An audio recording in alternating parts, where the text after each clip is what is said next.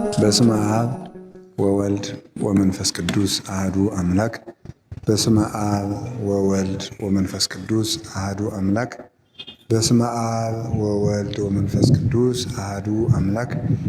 በባሕርዩ ሞት በመንግሥቱ ሽረት የሌለበት ቅድመ ዓለም የነበረ ዓለምን አሳልፎ የሚኖር የአባቶቻችን አምላክ አምጻኤ ዓለማት መጋቢ ዓለማት ቅዱስ እግዚአብሔር በምሕረቱ በይቅርታው በቸርነቱ እስከዚች ሰዓት ጠብቆ በሀብት ስቦ በረድኤት አቅርቦ በቅዱስ ቦታው ስለሰበሰበን ስሙ የተመሰገነ ይሁን። ለድኅነትም ምክንያት የሆነችን እናታችን ቅድስት ድንግል ማርያም ወላዲተ አምላክ እሷንም እግዚአብሔር ፈጥሮ ሰጥቶናልና የእርሷም ስም የተመሰገነ ይሁን። ቅዱሳን ነቢያት፣ ቅዱሳን ሐዋርያት፣ ቅዱሳን ሰማዕታት በዛሬው ዕለት የምናስበው ሰማዕቱ ቅዱስ መርቆሬዎስ፣ ደናግል መነኮሳት፣ ቅዱሳን መላእክት ሁላቸው ቅዱስ ሚካኤል፣ ቅዱስ ገብርኤል፣ ሱራፌል፣ ኪሩቤል እነሱም እግዚአብሔር ባከበራቸው ስም ስማቸው የተመሰገነ ይሁን። አሜን በሉ። ክቡር አባታችን መላከ ገነት መኳንንት ሲሳይ የዚህ ታላቅ ደብር አስተዳዳሪ፣ የተከበራችሁ ሊቃውንተ ቤተ ክርስቲያን፣ መምህራን፣ ካህናት፣ ዲያቆናት፣ የእግዚአብሔር ቤተሰቦች ሁላችሁ አንድ አምላክ በሚሆን በአብ በወልድ በመንፈስ ቅዱስ ስም እንዴት ዋላችሁ? እንደምን አመሻችሁ? እንደምን ሰነበታችሁ? ኃጢአታችን ይቅር ብሎ እስከዚህ ሰዓት አቆይቶ ለዚህ ሰዓት ያገናኘን የአባቶቻችን አምላክ እግዚአብሔር ስሙ የተመሰገነ ይሁን። ልቡናችንን ከፍቶ እንዲያስተምረን ቅዱስ ፈቃዱ ይሁንልን። እንግዲህ እግዚአብሔር ቢወድና ቢፈቅድ ዛሬ ስለ ንስሐ የምንማማረውን ትምህርት ይቆየን እንላለን ማለት ነው። ይቆየን እንላለን። ስለ ንስሐ በሚገባ ተምራችኋል ማለት አይደለም። ማለት ስለ ንስሐ ቢያንስ እንድታስቡ ተደርገዋል ነው የሚባለው እንጂ ስለ ንስሐ በሕይወት ዘመናችን 81ዱ መጽሐፍ ቅዱስ በጠቅላላው ንስሐ ነው፣ ሌላ አይደለም። ንስሐ ግቡና ዳኑ ነው። ሌላ ምንም ከዚህ ያለፈ ነገር የለም።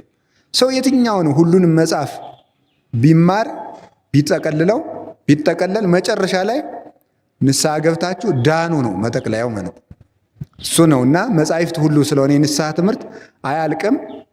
ለጊዜው ግን እኛ አሁን መማር ያለብንን ያህል ምንድነው ይቆየን ብለን እናቆየዋለን ማለት ነው። በክፍል 12 እንጠቀልለዋለን ማለት ነው።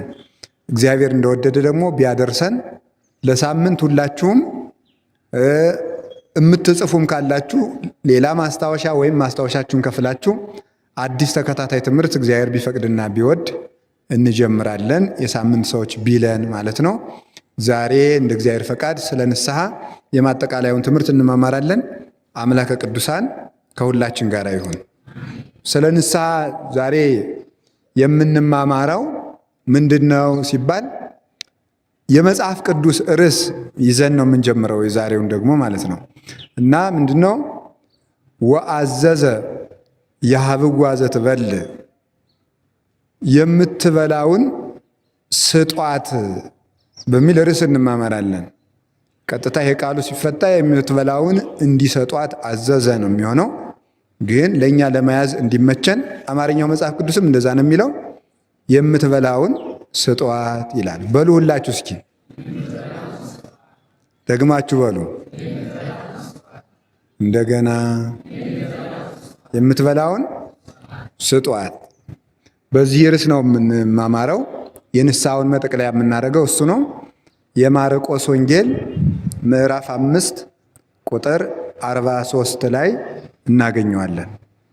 የማርቆስ ወንጌል ምዕራፍ 5 ቁጥር 43 የማርቆስ ወንጌል ምዕራፍ 5 ቁጥር 43 ላይ እናገኘዋለን። እንግዲህ ሁላችሁም ስለ መብል ታውቃላችሁ አይደል? ስለ መብል ታውቃላችሁ። ያው ስለ መብል ታውቃላችሁ ብቻ ሳይሆን የምትኖሩም ለመብል ነው አይደለም? ሌላ ምንም አይደለም። ሌላም ትርጉም የለውም። ሰው በዚህ ዓለም ላይ ብዙ አይነት ነው ስለ መብል የተነገሩ ብዙ ንግግሮች አሉ አይደል? ለመስራት ብለው የሚበሉ የሚባሉ አሉ። ለመስራት ብለው የሚበሉ ሰዎች አሉ። ለመብላት ብለው የሚሰሩ ሰዎች አሉ። ለመስራት ብለው የሚበሉ ሰዎች አሉ። ለመብላት ብለው የሚሰሩ ሰዎች አሉ። ደግሞ ለመብላት ብለው የሚበሉ ሰዎችም አሉ። ለመብላት ብለው የሚበሉ ሰዎችም አሉ። እሱ እንግዲህ ለእናንተ የሶስቱን ትርጉም ትቸላቸዋል ምን ማለት እንደሆነ። ለመስራት የሚበሉ፣ ለመብላት የሚሰሩ። አሁን እናንተ ከየትኛው ናችሁ? ለመስራት ከሚበሉት ነው? ለመብላት ከሚሰሩት ነው? አቤት እናንተ ከየትኛው ናቸው? ምረጡ። ሀ ለመስራት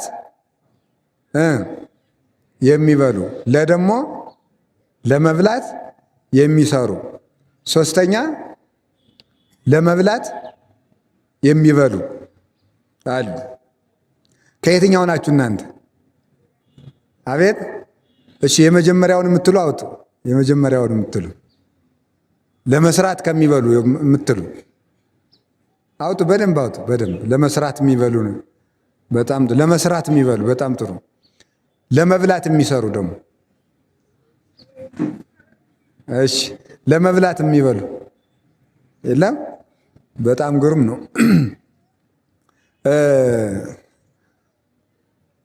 በጣም ነው የሚገርመው። ቴሌቪዥን አይታችሁ ታውቃላችሁ አይደል?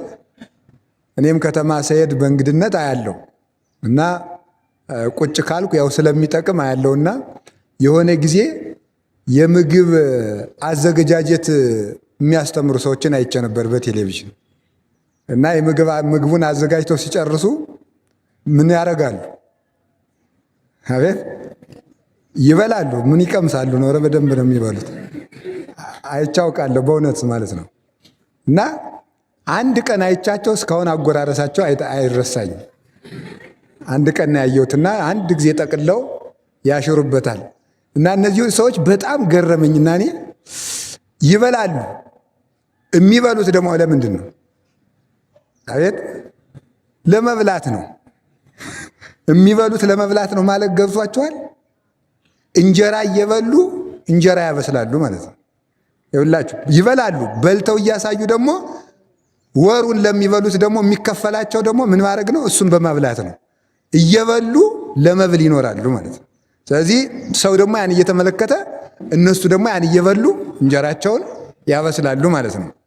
ሌላኛው ለመብላት ለመስራት የሚበሉ የሚባሉት እናንተ አይደላችሁም፣ ውሸታችሁን ነው። ለመስራት የሚበሉ የሚባሉት መነኮሳት ናቸው። ለመስራት የሚበሉ የሚባሉት መነኮሳት ናቸው። በተለይ የገዳም አርድእት ማለት ናቸው። ገዳም የሚበላው ለመስራት ነው። ዓለም ደግሞ የሚበላው ለምንድን ነው? የሚሰራው ደግሞ ለምንድን ነው? ለመብላት ነው። ለመብላት ነው የሚሰራው እንጂ ለመስራት ነው የሚበላ። ውሸታቸውን ነው እውነት ማለት። አሁን አጠቃላይ ደመወዝ ቢባል ትምህርት ምን ተደመረ በቃ አንደኛ ዲግሪ፣ ሁለተኛ ዲግሪ፣ ሶስተኛ ዲግሪ፣ ፒኤችዲ፣ ፕሮፌሰር ወዘተርገ ሲደመር ሲቀነስ ውጤቱ ምንድን ነው? ሆድ ነው። ሌላ የለውም ማለት ነው። ምንም ማለት ተማረ በልቶ መሞት። በቃ በተለይ ሃይማኖት ያለ የሌለው ሰው በጣም ነው የሚያስደንቀኝ እኔ ማለት ነው። አሁን ፈረንጆቹ ሌላ ሀገር ሲሄዱ ሌላ ሀገር በሚሄዱበት ጊዜ አስቀድመው እሁድ ኢትዮጵያ የሚገባ ከሆነ ማክሰኞ የሚበላውን ቁርስና ምሳ አዞ ነው የሚመጣው ወደ ኢትዮጵያ ሲመጣ ማለት ነው። ምን መብላት እንዳለበት እና ፈረንጆች ሁልጊዜ ጾምን የጠሉበት ምክንያት ሃይማኖት ስለሌላቸው የኑሮ ዋጋ ምግብ ሆኗል። የኑሮ ዋጋ ምግብ፣ ልብስ። አሁን ታውቃላችሁ በየጊዜው ሰው በልብስ የማይረካበት ምክንያት ምን እንደሆነ ታውቃላችሁ? ሰው በልብስ የማይረካበት ምክንያት መኖር ማለት መብላትና መልበስ ነው ብሎ ስለሚያስብ ነው። መኖር ማለት መብላትና መልበስ። ሃይማኖት ያለው ሰው ግን በአንድ ልብስ በሁለት ልብስ ይረካል፣ ህሊናው ያርፍለታል። አሁን አያችሁ የሰው ልብስ ምን ያህል ጊዜ እንደተቀየረ ታውቃላችሁ? አሁን የሴቶች ልብስ ምን ያህል ጊዜ እንደተቀየረ። የሆነ ጊዜ ጥልፍ ቀሚስ ነበር፣ ከዛ ደግሞ ወጥ ቀሚስ መጣ። ወጥ ቀሚስ ሆኖ ሌላ ይሄ አሁን ከሚሰፋው የሚሰፋ ከላይ እስከታች። ከዛ ደግሞ ጉርድ ቀሚስ የሚባል መጣ። ከዛ ደግሞ ሱሪ የሚባል መጣ። ከዛ ደግሞ ሴቶችም በቃ ያው ከገበሬ ቁምጣ የማይሻል ቀሚስ ደግሞ አበጁ ማለት ነው። እንደዚያ ደግሞ እስከው እንደዚህ ያለበት ምክንያት ምንድን ነው? ሃይማኖት የሌለው ሰው የማረፊያ መጨረሻ የሚመስለው ልብስና ምንድን ነው? ሆድ ነው። ልብስና ሆድ ነው። ሃይማኖት ላለው ሰው ግን እሱ መጨረሻ አይደለም። ለምንድን ነው መሰላችሁ እንደዚህ ብሎ የሚያስብበት ምክንያት? እንደዚህ ብሎ የሚያስብበት ምክንያት ሃይማኖት ከሌለ ትንሣኤ የለም እና ሰዎች ምንድን ነው ልብስ በጣም በመለዋወጥና ምግብ በመለዋወጥ የሚደሰቱበት ምክንያት ሞትን መጨረሻ አድርገው ስለሚያስቡት ነው። ሞትን መጨረሻ አድርገው ስለሚያስቡት ከሞት በኋላ ህይወት ስለሌለ እንብላ የዛሬውን የሰማዩን ማን አየ? እንደው መጽሐፍ የሌለ እንዴ ንብላው ንስተይ የሰመን መውት በቃ ነገ ስለምንሞት ዛሬ እንብላ እንጠጣ፣ ሆዳችን ይሙላ ደረታችን ይቅላ ብለው ሆድን መመሪያ የሚያደርጉ ሰዎች ከሞት ባሻገር የሚያዩበት አይን የላቸውምና ሞት ለክርስቲያኖች መጨረሻ አይደለም። ለክርስቲያኖች ሃይማኖት ለሌላቸው ሰዎች ሞት መጨረሻቸው ሲሆን ሃይማኖት ባርገው ሲያስቡት ሃይማኖት ላላቸው ሰዎች ደግሞ ሞት ወደ እግዚአብሔር የሚኬድበት መንገድ ሆኗል ማለት ነው። ወፍናዊውኒ ለሞት እግዚአብሔር ውእቱ እንዳለ ቅዱስ ዳዊት ሞት የእግዚአብሔር መንገድ ነው። የሞትን ብልሃቱን የሚያውቅበት እግዚአብሔር ነው ተብሎም ይተረጎማል። ግን ሞት ወደ እግዚአብሔር መሄጃ መንገድ ነው። ሞት ለክርስቲያን መጨረሻ አይደለም።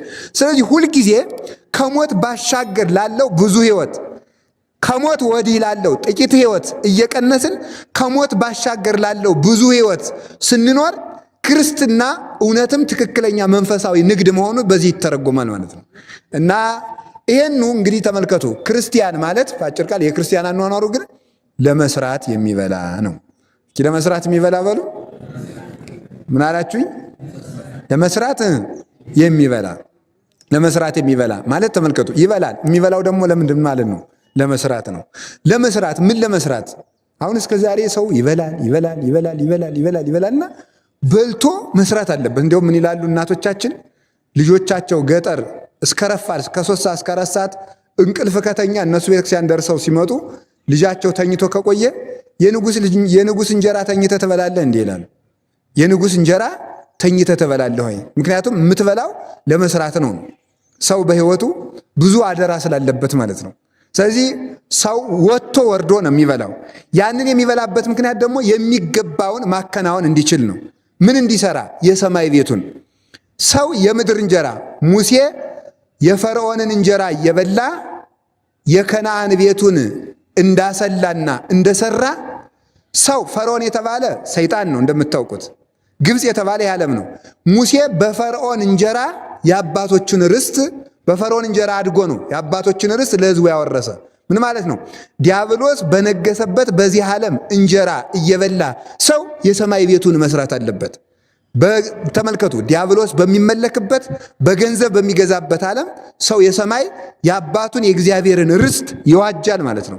የምድር እንጀራ በልቶ የሰማይ ቤት የሚሰራበት ጉልበት ነው። ስለዚህ መስራት መብላት ለመስራት ነው፣ መስራትም ለመብላት ነው። ማለት ነው መብላት ለመስራት ነው። የሰማይ ቤትን ለመስራት መስራት ለመብላት ነው። በዚህች ዓለም ሰው የሚገባውን ስራ ካከናወነ በሰማይ ደግሞ የመላእክትን የሕይወት እንጀራ መመገብ ይችላል። ስለዚህ ተመልከቱ፣ ሰው በልቶ መስራት አለበት። ሰርቶ ደግሞ መብላት አለበት። ስለዚህ ምን አለ ጌታ? ወጥተህ ወርደህ ጥረህ ግረህ ብላ። በጣም የሚያስደንቁ ነገሮችን እነግራችኋለሁ።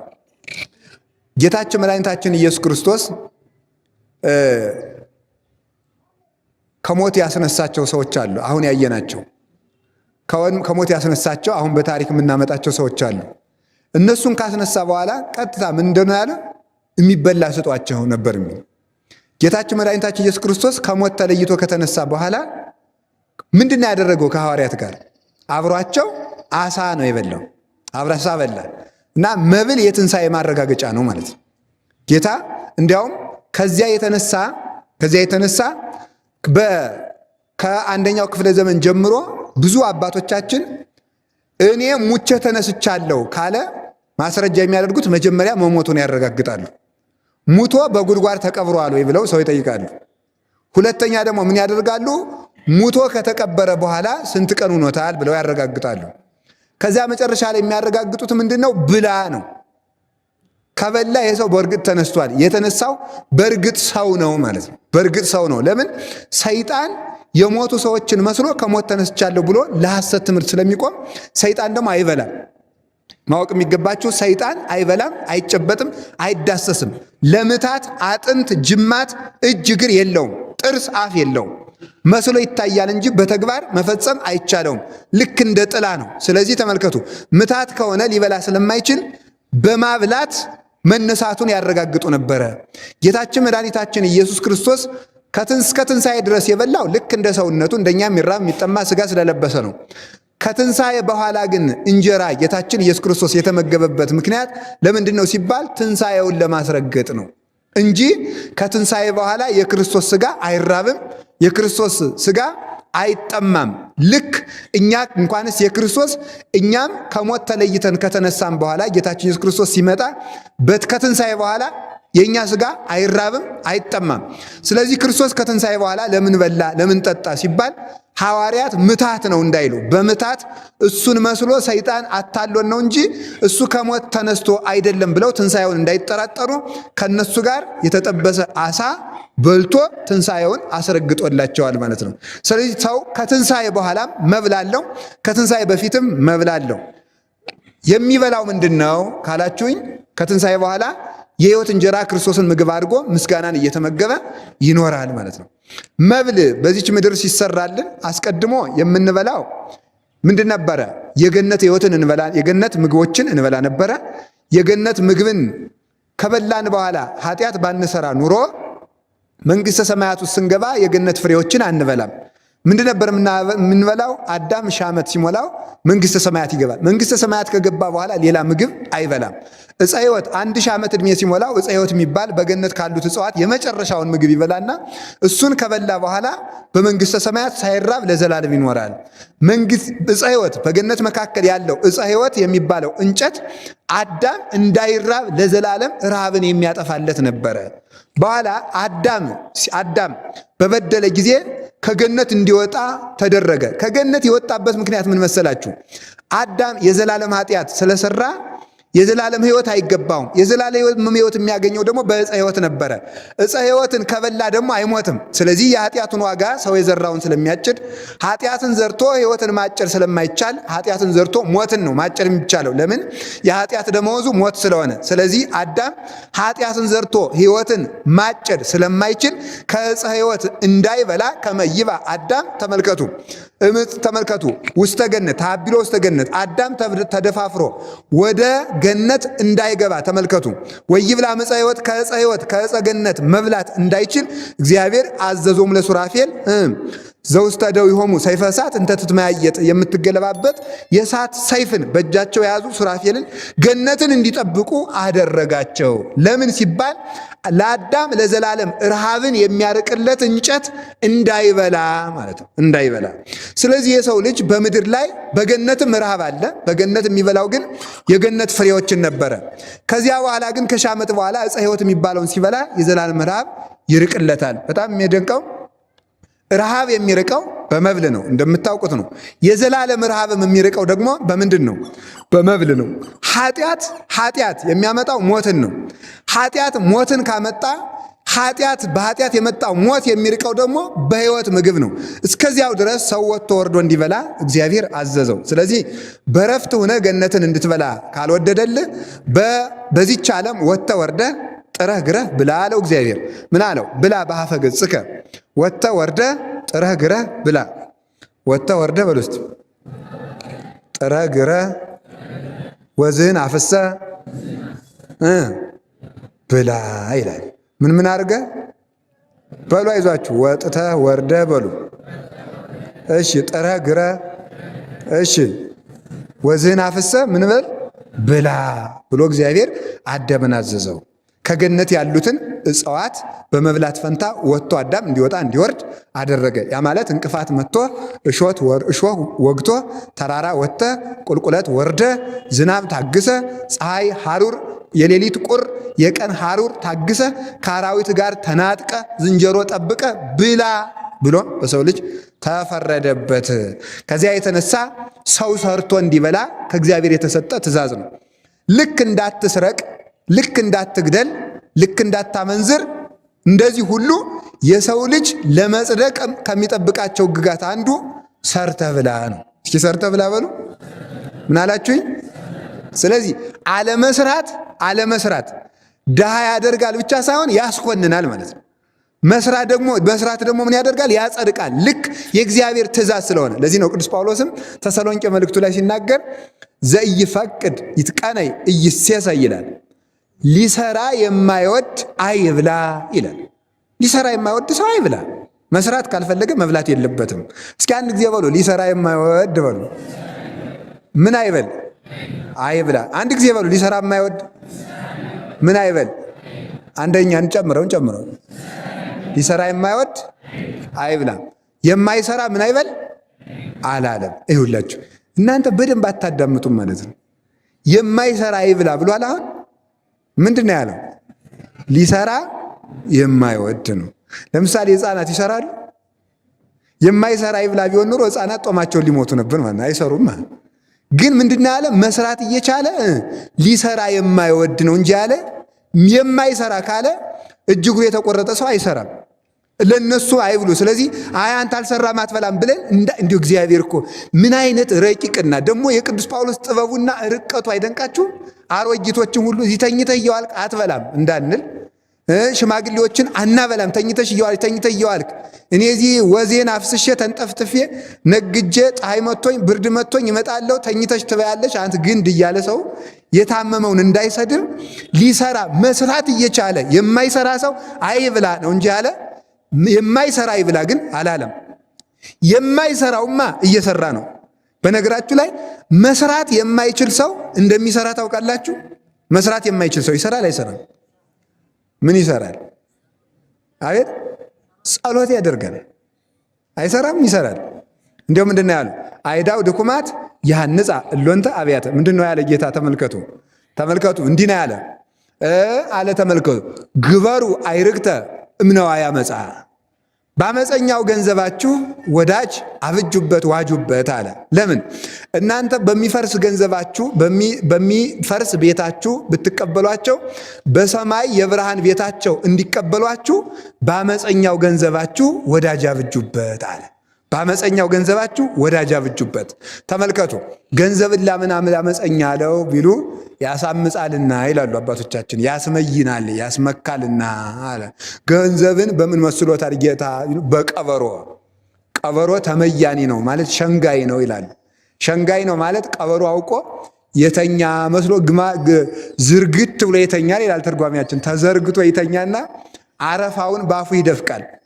ኋላም ወይስ ሙቷል ብለው እነ ፍየል እነ በግ በዚያ ሲመጡ እዚያ በኋላ ለቀም እያደረገ ይፈጃቸዋል። ሰይጣንም ያስመካል ያስመይናል ያሸነግላልና ብሎ ይናገራል። ገንዘብ ተመልከቱ አላችሁ የላችሁም? አመፀኛ ያለው አመፅ የሚሰራው በገንዘብ ነውና፣ አመፀኛ ያለው ደግሞ ምን አለው? ተመልከቱ ሰዎች ሲወስዱት የገሌ ነኝ አይልም ይላል። አሁን የእናንተን እዚህ አንድ ብራችሁን እዚህ አግኝቼ በወስደው አረ የገሌ ነኝ አስቀምጠኝ አይልም ማለት ነው። አገኙት መልመድ ነው። ገንዘብና ተንኮለኛ ዘማዊ ሰው አንድ ነው። ባለቤት የለውም። ዝም ብሎ ወሰዱት መሄድ ነው ማለት ነው። ዘማዊ ሰውም ከወደቀበት መውደቅ ነው። የገሌ ነኝ አይልም። የገሌ ነኝ አይልም በሉ። አዎ ተመልከቱ። አይውላችሁ አሁን እኮ ብዙ ወጣቶች የማታገቡበት ምክንያት እናውቀዋለን። ምክንያቱ የገሌ ነኝ ላለ ማለት እኮ ነው አይደለም? ባለቤት እንዳይኖራችሁ ነው። ዝም ብላችሁ ሄዳችሁበት ማደር ሄዳችሁበት መዋል ለማጭበርበር እንዲመቸው ነው ብዙ ሰው የማያገባ ማለት። አረ ትዳር ከባድ ነው ይላል። አውቁ ከባድ ነው። እዚያ ብዙ ነገር አለ፣ አስተዳደር አለ፣ ምን አለ። ምንም እኮ አዲስ ነገር የለውም። ያው የሚበሉትን ነገር ለሁለት መብላት ነው አይደለም እንዴ? ለሁለት መብላት መጽደቅ ነው። አዲያ ግን ብዙ ሰው እያጭበረበረ ህይወቱን በዝሙት እንዴ እኮ አንድ ሰው አለ ሰምታችኋል አይደለም? ልጄ ምንድነው የማትማር ሲሉት ምበላው የሌለ ሆኖ አላቸው አይደል? አንድ ጳጳስ ምን አሉት እሳቸው? ስትደነቁር ምን እየበላ ደነቆርክ ብለውታል አይደለም? ዝሙት የምትሰሩበትን ገንዘብ ትዳር የማትዙበት ለዝሙት የግድ ባለ ትዳር በትልቅ ቤት መኖር አለበት ያለ ማን ነው? እንዴት ተመልከቱ። ሰው በኪራይ ቤት በዶርም እየኖረ ስንት ነገር ይሰክራል፣ ይጠጣል፣ ያለ መጠን ይበላል። ለሱ ሲሆን ግን ትዳር ሲሆን በጣም አጋን ነው ፍላጎቱን እስከ ሰማይ የደረሰ በማድረግ በቃኝ ባለማለቱ ህይወቱን በዝሙት ሲያባክን የሚኖር ሰው ብዙ ሰው አለ። በቃኝ ማለት ይገባል። ያ ማለት ሰው ለትዳሩ ለልጆቹ መስራት አለበት፣ ተግቶ መስራት አለበት። ባይሆን ግን ተመልከቱ፣ የአቅሙን በቃኝ ብሎ እግዚአብሔር ባርክልኝ ብሎ መጥኖ መኖር አለበት። ፍላጎት ካልተገደበ አይኑሂ እይመል ብለ አይን ቢያይ ቢያይ ቢያይ ቢያይ ቢያይ ቢያይ ቢያይ እንደማይሞላው እስቲ አይን ይሞላል? አይን የሚሞላ ቢሆን እኮ ገና በ5 ዓመታችን እውር ነበርን ማለት ነው። አይን አይሞላም። አይን እንደማይሞላው የዚህ ዓለም ፍላጎት እንደ አይን ነው። መቃብር ቢቀበል ቢቀበል ቢቀበል እንደማይሞላው፣ ገሃነም ቢውጥ ቢውጥ ቢውጥ ቢውጥ ቢውጥ በቃኝ እንደማይለው ተመልከቱ። ገሃነምና መቃብር እንደማይጠግሙት፣ አለቅት ቢበላ ቢበላ። በዚህ ዓለም ትልቁ ሆዳም እንስሳ ምንድን ነው? ትል ነው። በጣም ነው የሚደንቀው ማለት ከጅብ ይልቅ በጣም ትልቁ ሆዳም ትል ነው። ለምን ብትሉኝ አሁን ጅብም አንድ አህያ ከበላ እዚያ በኋላ ብዙም አያስቸግርም። ትል ግን በጣም የሚደንቀኝ ነው። መጠኗ በጣም ትንሽ ነው። 24 ሰዓት ነው። ሳምንት ሲበላ የሰው ቁስል አይጠግብም። ሳምንት የሚበላ እና ለዚህ ነው ጌታ በገሃነም ላይ ትሉ የማያንቀላፋ ነው ያለው። ምንድን ነው ያለው ቅዱስ ዮሐንስ አፈወርቅ? ትል የማይጠግብ ነው። ለምን ጅብ አላለውም ሰይጣንን? ለምን አንበሳ አላለውም? እና አንበሳማ ይጠግባል። ግን ሰይጣን ሰውን ቢያስት ስለማይጠግብና የሲኦል መከራ ማብቂያ ስለሌለው በማይጠግበው በትል መሰለው ብሎ ይተረጉማል። ትሉ የማያንቀላፋ ነው የተባለበት ምክንያት ትል እንደማይጠግም ገሃነምና ሲኦል ሰይጣን አለቅት ሆነው አይጠግሙም። በቃኝ የማይል ሰው ይህን አርጌ እያለ በቅድ ብዛት ጽድቅ የማይሰራ ሰው እሱ ገሃነም ነው። በቃኝ ብሎ በጊዜ ራስን ለይቶ መኖር ይገባል እና በቃኝ እንድንልም አምላከ ቅዱሳን ይርዳል። ቅዱስ ጳውሎስ ምን አለ? እምከመረከብነ ሲሳየነ ወአራዘነ ያእክለነ። የዕለት እንጀራ የዓመት ልብስ ካገኘን ይበቃናል ብሏል። የዕለት እንጀራ የዓመት ልብስ ካገኘን ይበቃናል። ልጅ ላለመውለድ የምታመካኙ ሁሉ ይህን ማወቅ አለባችሁ። በእውነቱ ማለት ነው። ልጅ ገና ሰርቼ ይችን አድርጌ ቤት አደራጅ የሚል ሰው እስከ መቼ ድረስም አይሳካለትም። ስለዚህ መሆን ያለበት በትንሽ ነገር ታምኖ ያገባ ሰውም ልጅ መውለድ አለበት። የአቅሙን እየሰራ ከወለደ እግዚአብሔር ይመግባል። ትሎችን የሚያስተዳድር እግዚአብሔር፣ የሚመግባቸው እግዚአብሔር አለ። ቁንጫጭቱን፣ እባቡን፣ አይጡን፣ ጓጉንቸሩን፣ ጉርጡን መግቦ የሚያሳድር እግዚአብሔር አለ። እየሰሩ ነው፣ ተኝቶ ግን አይደለም። ስለዚህ ሰው በቃኝ ካላለ መዳኛ የለውም። አንዱ የክርስቲያኖች የህይወት መመሪያችን በቃኝ ነው። ምንም ቢሆን አንድ ለቤተ ክርስቲያን አንድ ለቤት 2 ልብስ ያለው ሰው በቃኝ ብሎ ለመኖር በቂ ነው የሚለው መጽሐፍ። በቃኝ ብሎ ለመኖር አንድ ለቤተ ክርስቲያን አንድ ለቤት ልብስ ካለው የህይወቱን መስመር መጀመር አለበት አንድ ሰው ማለት ነው። የዕለት እንጀራ ካለው የህይወቱን መስመር መጀመር አለበት። መስተካከል አለባችሁ። ለምን? ገንዘብ የለኝም በሚል ስበብ ወጣቱ በዝሙት እያለቀ ስለሆነ ማለት ነው። አሁን እንደው በእውነቱ እስኪ እግዚአብሔር ያሳያችሁ። ሴቱም አይጨበጥም፣ ወንዱም አይጨበጥም። አሁን በእውነቱ ማለት ነው። ወንዱም ማግባት አይፈልግም። ስለዚህ እዚያም ማውደልደል ነው። ሴቱም ደግሞ ማግባት አይፈልግም። አላሟለው ማሟልቼ እያለ ህይወታችሁ ይባክን ሲል ትዳር ትዝ ሲላችሁ የለም አልቋል ዘመናችኋ። ወደ 40 ዓመት ወደ 38 ወደ 39 ወደ 45 ስትደርሱ ትዳር ትዝ ይላችኋል። ማንም ስታውደለድሉ ትኖሩና 4ቱም 5ቱም 10ቱም አውደልድላችሁ ሲያማችሁ ጊዜ ባል ቢኖር አይኖር ይህን ጊዜ ሚስት ብትኖር አይኖር ሲባል ባል የለም። ቢደረግ ቢሰራ ዘዋዲ አይገኝም። ሚስትም የለም። እውነቴን ነው የምነግራችሁ። ለሁሉም ጊዜ አለው። ቀልድ ሊመስላችሁ ይችላል። በህይወታችሁ ታጭዱታላችሁ ስትዘሩት የኖራችሁትን። ብዙ ሰው እየተቸገረበት ያለ ይሄ ነው። በቃኝ ባለማለት ህይወቱ ባክኖ የቀረሰው ብዙ አለ። ያለኝ ይበቃኛል ብላችሁ ህይወታችሁን ሰብስቡ። እግዚአብሔር ሆይ ምራኝ፣ የምሰራውን ስራም አንተ አከናውንልኝ፣ ባርክልኝ፣ በትንሽ ነገር እንድባረክ እንዲበቃኝ አድርገኝ ካልን እግዚአብሔር ይሰበስባል። ከቃሉ ጋር ናችሁ ይሆን? እግዚአብሔር ከሁላችን ጋር ይሆን። ስለዚህ ተመልከቱ፣ ወጥተህ ወርደህ ጥረህ ግረህ ብላ ያለው ተመልከቱ። መስራት አንድ የጽድቅ አካል ስለሆነ ነው። አንድ የጽድቅ አካል ካልሆነ ግን እግዚአብሔር ያውቃል እያሉ ዝም ብሎ እግዚአብሔር ያውቃል። ቅዱስ ሚካኤልን ምንድን ነው ያለው? ቅዱስ ሚካኤል አንድ ሰውዬ ቅዱስ ሚካኤል ያውቃል፣ ቅዱስ ሚካኤል የዕለት እንጀራ ስጠኝ፣ ቅዱስ ሚካኤል የዕለት እንጀራ ስጠኝ፣ ቅዱስ ሚካኤል የዕለት እንጀራ ስጠኝ እያለ ዝም ብሎ ድርሳኑ ሁል ጊዜ ይደግማል። አንድ ቀን ቅዱስ ሚካኤል መጥቶ ምን አለው? ወይ አትክልት የለ፣ ወይ በግ የለ፣ ወይ ዶሮ የለ፣ ምኑን ነው የምባርክልህ አለው። ምን ጀምረህ ወይ አትጽፍ፣ ወይ አትደጉስ፣ ወይ አትማር፣ ምኑን ልባርክልህ? ምን ጀምረህ ምኑን ተጎልተህ እያዋልክ ምኑን ይባረክልሃል? ያለህን ነገር ይዘህ ጀምር። አሁን አንዲት ዶሮ ቢሆን ገዝቶ ቢሆን ያችን መጀመር እኮ ይገባል የሰው ልጅ ማለት። ትንሽ ነገር ይዞ እግዚአብሔርን ባርክልኝ፣ የስርቆት ግን ሳይጨምሩ ማለት፣ የስርቆት ሳይጨምሩ እንደ ቁንጫ በሰው ደም ሳይኖሩ ቁጭ ብሎ አሁን እዚህ በእውነት ምን እንቅጭን አይደለም የምንናገረው። በተለይ እዚህ ከተማ ይበዛል ይባላል ስራ ፈት፣ እንዳትቆጡ እንጂ ስራ ፈት ደግሞ የበዛበት ምክንያት ሰው ቢያንስ አንዳንድ ሰው አሜሪካ አለው አሉ በቃ። ስለዚህ የጎንደር ወጣት ያችን ብር ያስልካል፣ ጥሩ ሱሪውን ለብሶ ፒያሳ ቁጭ ነው በቃ ተጎልቶ ዝም ብሎ ነፋስ ሲቀበል መዋል ነው ማለት ነው። ይሄ ነውር እኮ ነው። እንደ ቁንጫ በሰው ቁንጫ አይደለ እንደ ሰዎቹን እየበገበገ እሱ ሲያብጥ ያድራል ማለት ነው። ሰዎቹ የሰው ደም እየመጠጠ ማለት ነው። መስራት አለብን በእውነቱ። ስንት ተቸግረው በእውነቱ ማምላክን ከልቤ ነው። በስደት ያሉ ሰዎች ስንት ደም እንደሚያለቅሱ አታውቁ? ደም አልቅሰው ተሰቃይተው እንዲህ ሰዎቹ አሉ እኮ በእውነቱ በየት የሃይማኖታቸውን ለውጠው በልቡናቸው ክርስቶስን እየወደዱ ለቤተሰብ አሳልፋለሁ ብለው በልብሳቸው ክደው ለእናት ያሳልፋለሁ ብሎ በአረብ ሀገር እየተሰቃዩ ከፎቅ እየተወረወሩ ያንን እዚህ ቁጭ ብሎ ሱሪውን እየቀየረ ሸሚዙን እየቀየረ እዚህ ተጎልቶ እንደ ቁንጫ የሚበላ ሰው አለ። መስራት አለባችሁ። እውነቴን ነው ማለት ነው። ማዘን ይገባል። እነዚህ ሰዎች ተገፍተው በአሕዛብ ተገፍተው ተሰቃይተው ምራቅ ተተፍቶባቸው ተቸግረው አይ እንግዲህ እጄ ሀገሬ ልረፍ ሲል እዚህ ያለው ሰው ገንዘቡን መጥምጦ ጨርሶታል። እንደ እባብ ማለት ነው። የት ይግቡ እነዚህ ልጆች? መጨረሻ ላይ አምላኬ ምን አድርጌ ነው ብለው የሚክዱ ሁሉ አሉ፣ ክደው የሚቀሩ። ስለዚህ ሰውም እንደወጣ እንዳናስቀር፣ የሀገርም ሸክም እንዳንሆን፣ የቤተ ክርስቲያንም ሸክም እንዳንሆን፣ እግዚአብሔርም አላውቃችሁም እንዳይል። በነገራችሁ ላይ ምን ይላል?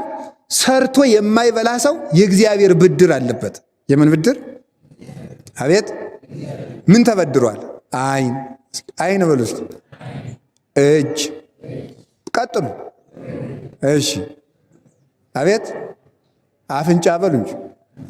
አፍንጫም እኮ ብድር ነው። ዕጣን እንድታሸትበት ነው ያበደረ። አፍንጫም ብድር ነው። እስቲ በሉ ሌላስ? አቤት ጆሮ፣ ሌላስ? አፍ። እስቲ አሁን ሌላ አትስሩ። ወረት የለኝም። እናንተ እኮ ስራ የሚመስሏችሁ ሞባይል ቤት መክፈት፣ ቡቲክ መክፈት፣ ጫማ ቤት መክፈት ወይ ደግሞ ባጃጅ መግዛት ነው ስራ የሚመስላችሁ። በጆሮ እኮ ይሰራል። ማምላክን ከልቤ ነው። ምን ትበሉ ከሌላችሁ በቃ የምትሰሩበት ወረት ምናምን ከሌለ በጆሮአችሁ ስሩ። በጆሮ መስራት ማለት መማር። እስቲ መማር በሉ። ከዛ ጥበብ ገንዘብ ነው። ተመልከቱ። ምንድናት? ተመልከቱ። ጥበብ አለ ይእቲ ትሄይስ እምንቁ ክቡር። ጥበብን ያገኛት ሰው ምን ያህል የታደለ ነው አለ ሰሎሞን የተናገረ። ሰሎሞን ያተናገረውን ደግሞ ማን ወሰደ? ይሁላችሁ እንዲህ አለ ሰሎሞን፣ እንዲህ አለ። አባቱ ዳዊት እንዳረፈ ሄደና የ12 ዓመት ብላቴና ነው የቅዱስ ዳዊትን መንበር ተረከበ። ምንድን ነበር ያለው? አባቱ ሲሞት ቅዱስ ዳዊት ሊያርፍ ሲል ልጄ ሰው ሁን ነበር ያለው። የሀብት መጀመሪያው ሰው መሆን ነው። እስኪ በሉ ሁላችሁ የሀብት መጀመሪያው በሉ። ምን መሆን ነው? ሰው መሆን። የሀብት መጀመሪያው ሰው መሆን። ሰው ከሆናችሁ እንደ እንስሳ መኖርን አቁማችሁ እንደ ሰው ማሰብ፣ እንደ ሰው መተኛት። እንዳዞ አትተኙ። ሌቱም ሙሉ የሚተኛ ሰው አዞ ነው። ሌቱም ሙሉ እንዲያው ተገልብጦ የሚያደርሰው ማለት ነው። አዞ ዝም ብሎ መተኛት፣ ቢዘንም መተኛት፣ ፀሐይ በጣም ይተኛ። እንደ ሰው ተኝታችሁ የሰው ያህል በልታችሁ። ያሁን እኮ አጎራረሱም እኮ ቅጡ ጠፍቷል። የወጣቱ አይጣ ላይ ድረስ ነው በእውነቱ ማለት ነው። እንዴ እኔ እኮ አይቻለሁ። ተወራርደው የሚበሉ አንዱን እንጀራ 2 ጊዜ ብጎርሰው ምን ትሰጠኛለህ ብለው ተወራርደው የሚጎርስ ሰው አለ።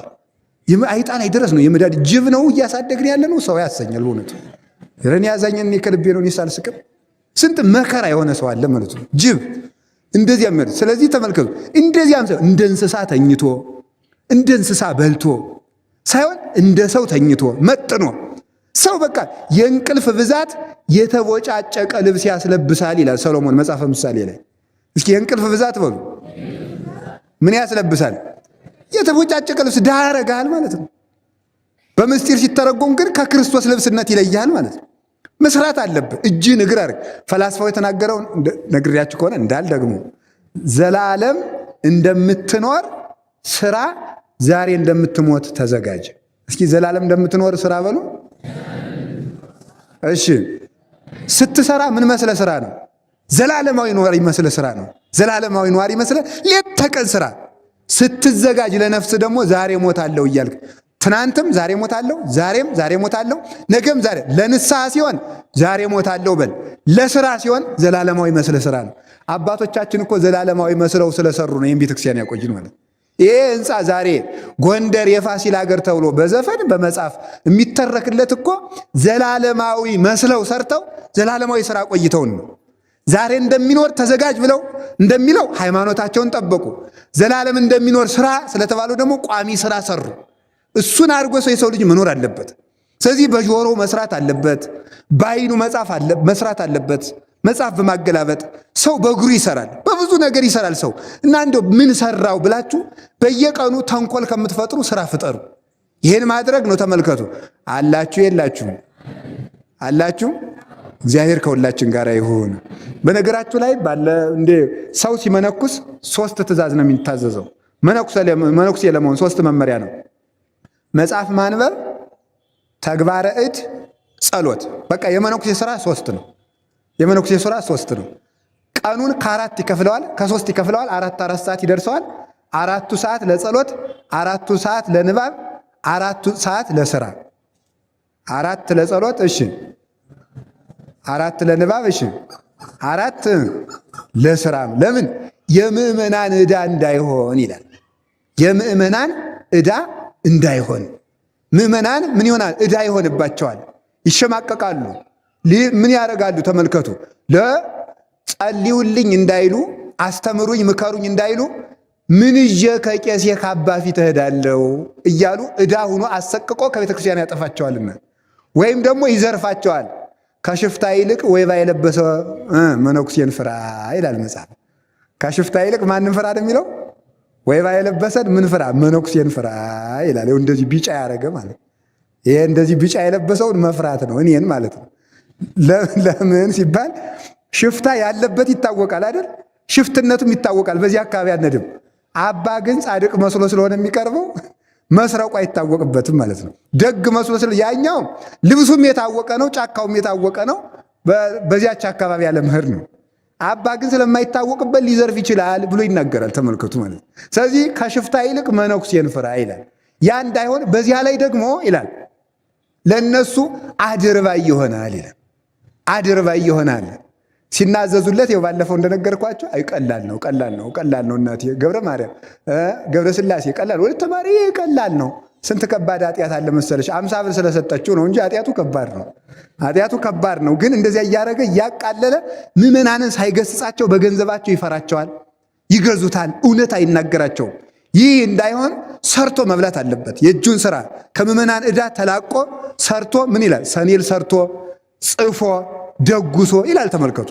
ጽፎ ደጉሶ ሰሌን ታቶ ያችን ሽጦ መብላት አለበት። እንዴ ቅዱስ ዮሐንስ አፂር እንዴት ያደርግ እንደነበር ታውቃላችኋል? መላእክትን እነ ቅዱስ ሚካኤል ለምስጋና ሲወጡ ሲወርዱ ለማየት ለዚያ ማዕረግ ደርሶ ምዕመናን እኔ እንዲህ ያለው ጸሎተኛ ነኝ አምጡልኝ አልነበረም የሚለው። መላእክትን ከማየት ደረጃ ደርሶ ቅርጫት ሰርቶ ያችን ሽጦ ነበር የሚበላ። ገበያ የቅርጫቱን ይሰራና ሽጦ ይሄዳል። ቆይ አንድ ጥያቄ ልጠይቃችሁ። አሁን እኔ ቅርጫት ገበያው ብታገኝ አስቁብኝም? አስቁም? ትሰቃላችሁ እንዴ? በደንብ ነው እንጂ ደግሞ ብለው ቆቡን መነገጃ አረጉት አይደለም የምትሉ እናውቃችኋል። ለስድብ ማን ይሆናችኋል? ጽድቅ አሰሩብ እንጂ ማለት እና ተመልከቱ። ያችን ሰርቶ ነው የሚበላው። እና አንድ ቀን እንዲያው ኋላ አንድ ቀን ቅርጫት ስንት ነው ሰውዬ አለው። ሚካኤልኑ የአቢ ወሚመ ገብርኤል ሚካኤል ነው ገብርኤል ነው የሚበልጥ ይላል። ሚካኤልና ገብርኤልና ገበያው መሃሉ ነው እያየ እኮ ነው። ዛላ ሰውዬ ዋጋ ነገር እንዴ አልኩ። አብዳሃል እንዴ? ሚካኤልኑ የአቢ ወሚመ ገብርኤል አተዋጋው ስትነምል አይሰማም። የሰውዬ አብዷል። ቀኑ ሙሉ ሚካኤልን የአቢ ወሚመ ገብርኤል ቀኑ ሙሉ አልሸጥለት ብሎ ቤቱን መጥ። ለምን? ቅዱስ ሚካኤልና ቅዱስ ገብርኤል ለማየት ደርሶ እንኳን ሰርቶ ነበር የሚበላ። አሁን እኛ ገና እንዲያው አይጣ ላይ ደረስ እኮ ነው። ገና የዕለት ውዳሴ ማርያም አሟልተን ሳደግም ሰው ቁጭ አድርጎ እንዲያበላ እንፈልጋለን። ሰው ቁጭ አድርጎ እንዲያበላ መስራት አለበት። ለዚህ ነበር ቅዱስ ጳውሎስ ከማናችሁም ዕዳ የለብኝም አላቸው። ከማናችሁም ዕዳ የለብኝም። ምክንያቱም ለምንድን ነው እንደዚያ የሚላቸው ቢሉ አሁን እኮ ጳውሎስ ተግቶ ሌት ተቀን የሚያስተምረን ብር እንድንሰጠው ነው እንዳይሉት እኮ ነው። ብር እንድንሰጠው እኮ ነው እንዲህ አድርጎ ሌት ተቀን የሚያስተምረን እንዳይሉት የማናችሁም ዕዳ የለብኝም፣ ድንኳን ሰፍቼ ያችን ሽጬ እበላለሁ። ቅዱስ ጳውሎስን ያህል ሰባኪ፣ ቅዱስ ጳውሎስን ያህል መምህር፣ በጨርቁ ጫፍ ድውይ የሚፈውስ ሙት የሚያነሳው ቅዱስ ጳውሎስ ከመላእክት ጋር ተነጋግሮ እስከ 3ኛው ማዕርግ አድርጎ የመጣው ቅዱስ ጳውሎስ ቀን ሲሰብክ ይውላል፣ ማታ ድንኳን ሲሰፋ ያድራል። ያችን ሽጦ ነበር የሚበላ ማለት። እግዚአብሔር ተመልከቱ፣ ተግተው የሚሰሩ ሰዎች የእግዚአብሔር አምሳል ናቸው። እስቲ በሉ ተግተው የሚሰሩ ሰዎች በሉ የማን አምሳል ናቸው? እግዚአብሔር መቼ መቼ ነው የሚሰራው? እስኪ በሉ እግዚአብሔር መቼ መቼ ይሰራል? መልሱ። አቤት ሰኞ፣ ለማክሰኞ፣ አምሮ፣ አረቡ በሉ። ኧረ በሉ ልትክዱ ነው እንዴ? እግዚአብሔር መቼ መቼ ይሰራል? እኛሳ መቼ መቼ እንስራ? አቡየሂ እስከ ይእዜ ይገብር ዋነሂ እገብር ከማሁ። አባቴ እስከ ዛሬ ይሰራል እኔም እስከ ዛሬ ይሰራለሁ። በሉ ሁላችሁ አባቴ እስከ ዛሬ ይሰራል እኔም እስከ ዛሬ። ማን ነው ያለ እንደዚህ? ጌታችን ኢየሱስ ክርስቶስ እኮ ነው። ዮሐንስ ወንጌል ምዕራፍ 5 ቁጥር 20 ላይ ታገኙታላችሁ። አንተ በሰንበት ትፈውሳለህ አሉት። ሰንበትን ማን ፈጠረውና? አባቴም እስከ ዛሬ ይፈውሳል እኔም እንደሱ በሱ አምሳል በሱ መልክ የምተካከለው በባህሪ የምተካከለው በመልክ የምመስለው ነኝና እኔም ሁልጊዜ እፈውሳለሁ እፈጥራለሁ። ምክንያቱም ተመልከቱ ምንን ያመላልሳል? አሁን ተመልከቱ ፀሐይን ያወጣል፣ ብርሃናትን ያመላልሳል፣ ሕፃናትን በማይፀን ይስላል፣ እኛን አስተኝቶ ያስነሳል። ተመልከቱ አውሎ ያሳድራል፣ ነፋሳትን ያነፍሳል፣ ብርሃናቱ ይመላለሳሉ፣ ቀላያት ይፈሳሉ፣ ፍጥረት በሰላም ውሎ ያድራል። እግዚአብሔር እስከ ዛሬ ይሰራል። እግዚአብሔርን ሁልጊዜ የሚሰሩ ሰዎች እግዚአብሔርን ይመስላሉ። ተኝተው የሚያድሩ ተኝተው የሚወሉ የሰው ጥገኛ ጉልበት እያላቸው የሆኑ ሰዎች ግን የማን ናቸው? የእግዚአብሔር አምሳል አይደሉም። እንዲያረ እንስሳትም ይሰራሉ። አንተ ሞኝ ይላል፣ ከጉንዳን ተማር ይላል መጽሐፍ። ከምን ተማር ይላል? ከገብረ ጉንዳን ተማር አለ። ከገብረ ጉንዳን ተማር። አንደኛ ጉንዳን እንዲያው ብልሃቷ፣ አንደኛ ሳሰራ አታወራም። ጉንዳን የምትፎክር ሰርታ ነው። ሁለተኛ ደግሞ የክረምት ምግቧን መቼ ታከማቻለች? በጋ። እና ቅዱስ ዮሐንስ አፈወርቅ አንተ ሰነፍ፣ አንተ ኃጢአተኛ ዮሐንስ አፈወርቅ ለምን ትሰድበኛለህ? ለምን ትገስጸኛለህ? ትለኝ እንደሆነ እግዚአብሔር እንኳን እኔን ጉንዳንን መምህር አድርጎ ሾሞብሃል። ምንን መምህር አድርጎብሃል አለ? ጉንዳንን። ከጉንዳን ተማር ብሎ መጽሐፍ ቅዱስ ላይ ስለጻፈ ለአንተ እንኳን እኔ ጉንዳንም ታስተምራለች ብሎ ቅዱስ ዮሐንስ አፈወርቅ ይናገራል። ጉንዳንን አንደኛ ብልሃትን፣ ሁለተኛ ደግሞ ሰርታ ነው የምትናገር ያልኳችሁ። ያው ባለፈው የተነጋገርነው ጉንዳን እግር ላይ ሳለ አይበላም። የት ላይ ነው የሚበላው? ጭንቅላት ላይ ሲወጣ ነው። ከተንቀሳቀስክ ግን እግር ላይም ቢሆን አይለቅም። ዝም ብላችሁ ቆማችሁ ግን ጉንዳን የሚባላ ግንባር ላይ ሲደርስ ነው። ልቡ አይደንቃችሁም? አንስቶ ሊወስድ እኮ ነው። ግንባር ላይ ሲደርስ የሚበላ ይዞ ሊሄድ ነው ማለት ነው። ስለዚህ ሰው ቁም ነገሩን መናገር ያለበት ሰርቶ ሲጨርስ ነው። ሰርቶ ሳይሰራ አይለፈልፍም። በነገራችሁ ላይ ሰይጣን የሰዎችን እቅድ የሚያበላሸው በምን እንደሆነ ታውቃላችሁ? በወሬ ነው። ሰይጣን የሰውን የልቡን የማወቅ ስልጣን አልተሰጠውም። በዚህ እርግጠኛ ሁኑ። ሰይጣን በመጽሐፍ እንደተቀመጠው የሰውን ልብ የማወቅ ስልጣን አልተፈቀደለትም። እንግዲህ የሰዎችን እቅድ የሚያበላሸው በምንድን ነው ካላችሁ? በወሬ ነው። አሁን ነገ ለምሳሌ አስቀድሳለሁ ካላችሁ ነው ይልና ካወራችሁ ምን ያደርጋል መስላችሁ? ሌሊት የሚያደርገውን ራሱ ያውቃል። እኔ በተክሊል ለማገባ ካለ አንድ ሰው ነው እንዴ ብሎ እንዴት ያደርጋል? እኔ በቃ እንግዲህ እስከ ዛሬ 10 ዓመት ጎንደር ከምትባል ሀገር አለቅም፣ እዚሽ ነው የምማር ወይም እዚሽ ነው የምጸድቅ፣ እዚሽ ነው የምቆርብ አለ ነው። ጎረቤት ያስነሳና ደግሞ ያሽረውበታል ማለት ነው። ነገረኛ ጎረቤት ያስነሳበታል ማለት ነው።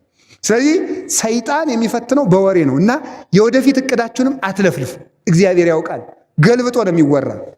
2 መነኮሳት ሰይጣንን 58 ዓመት ቀልደውበታል። መጸለይ ሲያስቡ ስንት ቀን እኮ ጸለይን፣ ዛሬ ተኝተን እንደር ይላሉ። አይ እነዚህ አይረቡም ብሎ ሌላ መነኩሴ ልፈትን ብሎ ሲሄድ እነሱ ሲያኖጉት ያድራሉ። ከዚያ በኋላ ተመልከቱ ደግሞ በዓት ለማጽናት ይላሉ።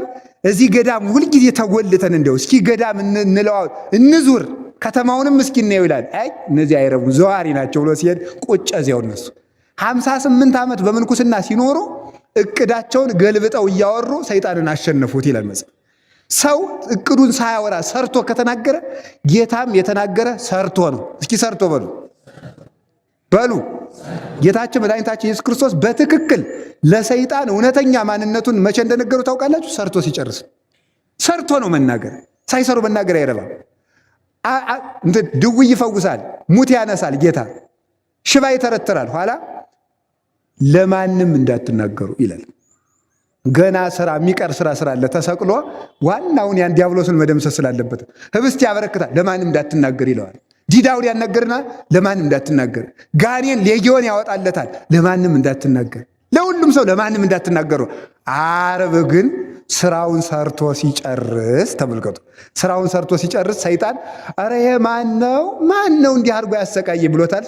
ዝንቱ ውእቱ ኢየሱስ ክርስቶስ ዘተሰቅለ ዘቦቱ ጸጋባ የማና የኮነ ወታይታይ ከመዘዳይ ላይ ወደ ሐራይ ከመዘቀዳመ እወቀኝ የእናቴን የሔዋንን የአባቴን የአዳምን መከራ ያስታገስኩላቸው በግራ የነበረውን አዳም ወደ ቀኝ ክብር ያመጣሁት በቀኝ ነኝ ኃያል ነኝ ያልከውን አንተን ወደ ግራ ሲኦል የወሰድኩ የተዋረደውን አዳምን ወደ ላይ ከፍ ያደረግኩት አንተን በላይ ነኝ ያልከ አንተን ያዋረድኩ አምላክ ሰውን ሰው የሆንኩ ሰውን ደግሞ አምላክ አድርጌ በተዋህዶ የገለጥኩት እኔ ነኝ፣ እኔ ኢየሱስ ክርስቶስ ነኝ እወቀኝ ብሎ ለሰይጣን በቃል የነገረው ዓርብ ነው። ስራውን ሰርቶ ሲጨርስ ማለት ነው። እወቀኝ ብሎ ኋላ በሳት ዛንጀር በንፋስ አውታር ወጥሮ ያዘው። አሁን እኛ ስራ ከስራችን ወሬያችን ይቀድምና እቅዳችን ብልሽት ያደርግ ሰይጣን ቀድሞ ያደራጀን። አሁን ራሱ በጣም ነው የሚያስደንቀኝ። አንድ ስራ ሳንሰራ ተደራጅተን ወጣቱ በወጣት ሽማግሌው በሽማግሌ ኢትዮጵያን ማዳን አለብን። አንድ ስራ እኮ አንሰራ፣ በወሬ ነው የምንደራጅ ማለት ነው። መድረክ ላይ ዝም ብለን ተደራጅተን አደራጅተው ይፈጁናል። ሌላ ምን ቁም ነገር አለ? በወሬ መደራጀት ከመፈጀት አያድንም። በስራ ነው መደራጀት። ሰርቶ ነው መገለጥ። ሰርቶ ብቅ ነው የሚባል። የኢየሱስ ክርስቶስ ልጆች ሰርተው ይገኛሉ፣ ሰርተው ይበላሉ። እስኪ ሰርተው ይገኛሉ በሉ። ሰርተው ይገኛሉ በሉ። ከዚያስ ምን ይላሉ? ሰርተው ይበላሉ። ሰርተን ለመብላት ያብቃን። ሰርተን ለመብላት ያብቃን። ሰርተን ለመገለጥ ያብቃን። ከወሬ ኑሮ ይሰውረን። መጽሐፍ ምን ይላል? ቅዱስ ኤጲፋኒዎስ ነው የተናገረው። ዝናው ከስራው የበለጠበት ሰው እሱ ወራዳ ነው ይላል። ዝናው ከምኑ የበለጠበት ሰው? አቤት ኧረ በሉ። ዝናው ከምን የበለጠበት ሰው? አቤት ከምኑ? ከስራው። እኛም ሀገራችን ጎንደርን ከማዋረድ ይሰውረን። ሀገራችን እንኳን በሰማይ በመንግስተ ሰማያት ነው። አሁን ስላለንበት አገር ይባላል። ስለዚህ ተመልከቱ፣ ዝናው ከስራው መብለጥ ማለት ጎንደርን እንደ ጎንደር ያላስገኘ ሰው ወራዳ ነው በእውነቱ ማለት። ሌብነት፣ ዘፋኝነት፣ ጭፈራ፣ መቅለጥ። እኔ ይገርመኛል አንዳንድ እኔ እንቅጩን ነው የምናገር። እንግዲህ እንዴት ይሆናል ብላችሁ ቢከፋችሁ ባይከፋችሁ ምንድን ነው ጥምቀትን በጎንደር ተብሏል አይደል? አሁን ጥምቀትን በጎንደር ተብሎ ግን የጥምቀት ምንድን ነው ያለ? ጭፈራ፣ ዓለም ማቅለጥ፣ ዘፈና። ጥምቀትን በጥምቀት መላእክት ዘመሩ ይባላል እንጂ ተዘፈረ ይባላል? መደለቅ፣ ቀን ታቦት ሲያደራጁ መዋል። አሁን ደግሞ ወጣቱ ነው ዋና የቤተ ክህነት ስራ አስኪያጅ መስሎ የሚውለው። የወደደውን አባ ተሰለፍ ይላል፣ ያኛውን ይውጡጡጡ ጠቧል። ወይ መከራ ይናል። በአባታችን ቤት መኖሪያ ታሳጡን። እንዲያው አይደረስ እኮ መንገዱን የሚመሩት እነሱ ናቸው። ቡራኬ ነው የቀረ እንግዲህ ማለት ነው። እንደዚያ ሲያደርግ ይውላል። ማታ ቢራውን ገዝቶ ወደ ሰማይን በጡጫ ምድርን በርግጫ ነው በቃ። ጽድቁ ስትፈጭ ውላ አወካች ባተላ ይባላል። ስትፈጭ ውላ አወካች ማተላ ይሏቸዋል። ይሄ ነው እንደ ስም መገኘት፣ እንደ ክርስትና መገኘት፣ እንደ ኢትዮጵያ መገኘት፣ እንደ ክርስቲያንነት መገኘት፣ የእግዚአብሔር ልጅ እንደመሆናችን መገኘት አለብን። እንደ ቅዱሳን አባቶቻችን እንደ ስማቸው የነሱ ልጅ ነኝ ካል የነሱን ስራ ይዞ መገኘት፣ የአብርሃም ልጅ ነኝ ካልክ የአብርሃምን ስራ እንዳለ። ስለዚህ ሰርተን እንብላ። አደራችሁ። ስርቆት እንደው በዝቷል። እንደው ማምላክን ቤተ ክርስቲያን መሳም እኮ ቀረ በቃ። አናት ጠምዝዘው የሚቀሩ አናት ጠምዝዘው የሚጥሉ ለሞባይል ተብሎ ለቆርቆሮ ተብሎ አንገት አንቀው የሚጥሉ በየቦታው ሞላ። አሁን ቤተክርስቲያን ማን ኪዳን እንዴ? እኔ አሁን እዛ ብዙ ሰዎች እናቶች መጥተው ያሳዝኑኛል። በዛ ሳልፍ ሳያቸው ቤተክርስቲያኑ ነው ኑማ ታምር ያንብቡልኝ ታምር ያሰሙኝ አባ ይላሉ። ምንድነው ስላቸው ሌሊት መጥቼ እንዳልሰማ ዱርየው ይላሉ። ልቆርብ አስቤ ታምር ያልሰማ ሰው አይቁረብ ስለሚል ታምር ሳልሰማ ቀርቼ ይላሉ። በዚህ ምክንያት አያችሁ እናንተ ማትገቡ ሰው ማታስገቡ አለ ጌታ። እናንተ ማትገቡ ሰው ማታስገቡ እንዲህ ያለ ሰርተን ካለ መብላታችን የተነሳ ነው። ሰርተን እንድንበላ እግዚአብሔር ይርዳን። የምትሰሩትን የእጃችሁን ስራ ይባርክላችሁ። አትስረቁ፣ አታመንዝሩ። እውነቴን ነው። ካልሰረቃችሁ ገንዘብ ይበረክትላችኋል። እኔ ዛሬ የንግድ መንገድ ሁሉ እያስተማርኳችሁ ነው። ገንዘብን የሚቆጥበው አንደኛ ንጽህና ነው። አዛኘን ከልቤ ነው የምናገር። ገንዘብን የሚቆጥበው ምንድን ነው? በምንም ታምር ይሄው መድኃኒዓለምን ምስክር አድርጌ መናገር እችላለሁ። ዘማዊ ሰው ገንዘብ አይጠራቀምልበት። አጠራቅሞም ከሆነ መጨረሻ ላይ ለባዕድ አጠራቅሞት ይወጣል። የአመፀኛን ገንዘብ አመፀኛ ይበላዋል ይላል መጽሐፍ። የአመፀኛን ገንዘብ ምን ይበላዋል? አመፀኛ ይበላዋል ማለት ነው። አመፀኛ ምን እሳት ይበላዋል። አመፀኛ እሳት ይበላዋል። አመፀኛ እሳት፣ አንደኛ አመፀኛ የተባለ እሳት ነው። እሳት ይበላዋል። አመፀኛ ወንበዴ ይበላዋል። አመፀኛ ሃይማኖት የሌለው ይረከበዋል። የኋላ እዩ ተመልከቱ። አንተ ሰው ይላል፣ አንተ ብዙ መልክ ጥሩ ቤቶችን ሰራ፣ ጥሩ ህንፃዎችን ሰራው ትላለህ። ግን እነዚያ ቤቶች ምን ያህል ክፉ ሰው ለመሆን ያቆምካቸው ምስክሮች ናቸው ይላል ቅዱስ ዮሐንስ አፈወርቅ ተሰሎንቄን ሲተረጉም ማለት ነው። እነዚያ ቤቶች ምን ያህል ክፉ ሰው እንደነበርክ ምስክሮች ናቸው። አንደኛ ድሃ ስታስጨንቅ ለመኖርህ ምስክር ነው። ሁለተኛ ለምን ቀምተህ ነው፣ ዘርፈህ ነው፣ አጭበርብረህ ነው። ሁለተኛ ደግሞ ያ ገንዘብ ለአንተ ብቻ የተሰጠ አይደለም፣ ለድሆች የተሰጠ ነው። አሳልፍልኝ ብሎ ነው እግዚአብሔር የሰጠህ። ስለዚህ አንተ የቀማቸው፣ አንተ ድንጋይ አድርገህ የካብከው የድሃዎችን የዕለት እንጀራ ጭምር ነው። እግዚአብሔር ሀብቱን የሰጠህ ለእነሱ ስጥልኝ ብሎ እንድታስተላልፍ እንጂ ብቻን እንድትበላው አይደለምና ብሎ ይነገራል። ስለዚህ ምን ያህል ጠማማ ሰው እንደሆንክ ቤትህን እያዩ ሲወቅሱ ይኖራሉ ይላል። ስራ ስሩበት ነው። ሀብታም አትሁኑ አላልኳችሁም። አትስረቁ፣ አታመንዝሩ። አንደኛ ገንዘብ ይላል ዝሙት የገንዘብ መጥረቢያ ነው ይላል። ምሳር ዝሙት በሉ የገንዘብ ምንድን ነው? መጥረቢያ ወይም ምሳር ነው። በሕይወታችሁ ዘመን ገጥሟችሁ ሊሆን ይችላል። የወደቃችሁ የተሰናከላችሁ ካላችሁ ሰው ዝሙት ከሰራ በሳምንት ውስጥ ብዙ ገንዘብ ለወጭ ይሆንበታል። መጽሐፍ የተናገረው ነው። ቆርጦ ይሄንን ዛፍ በስለት መጥረቢያ እንደምንቆርጠው ሀብትን ቆርጦ የሚጥለው ዝሙት ነው። ሀብትን ቆርጦ ዘማዊ ሰው የፈለገ በሺህ በር ቢያስገባ ገንዘብ እግዚአብሔር በ10 ሺህ በር ገንዘቡን ያስወጣዋል።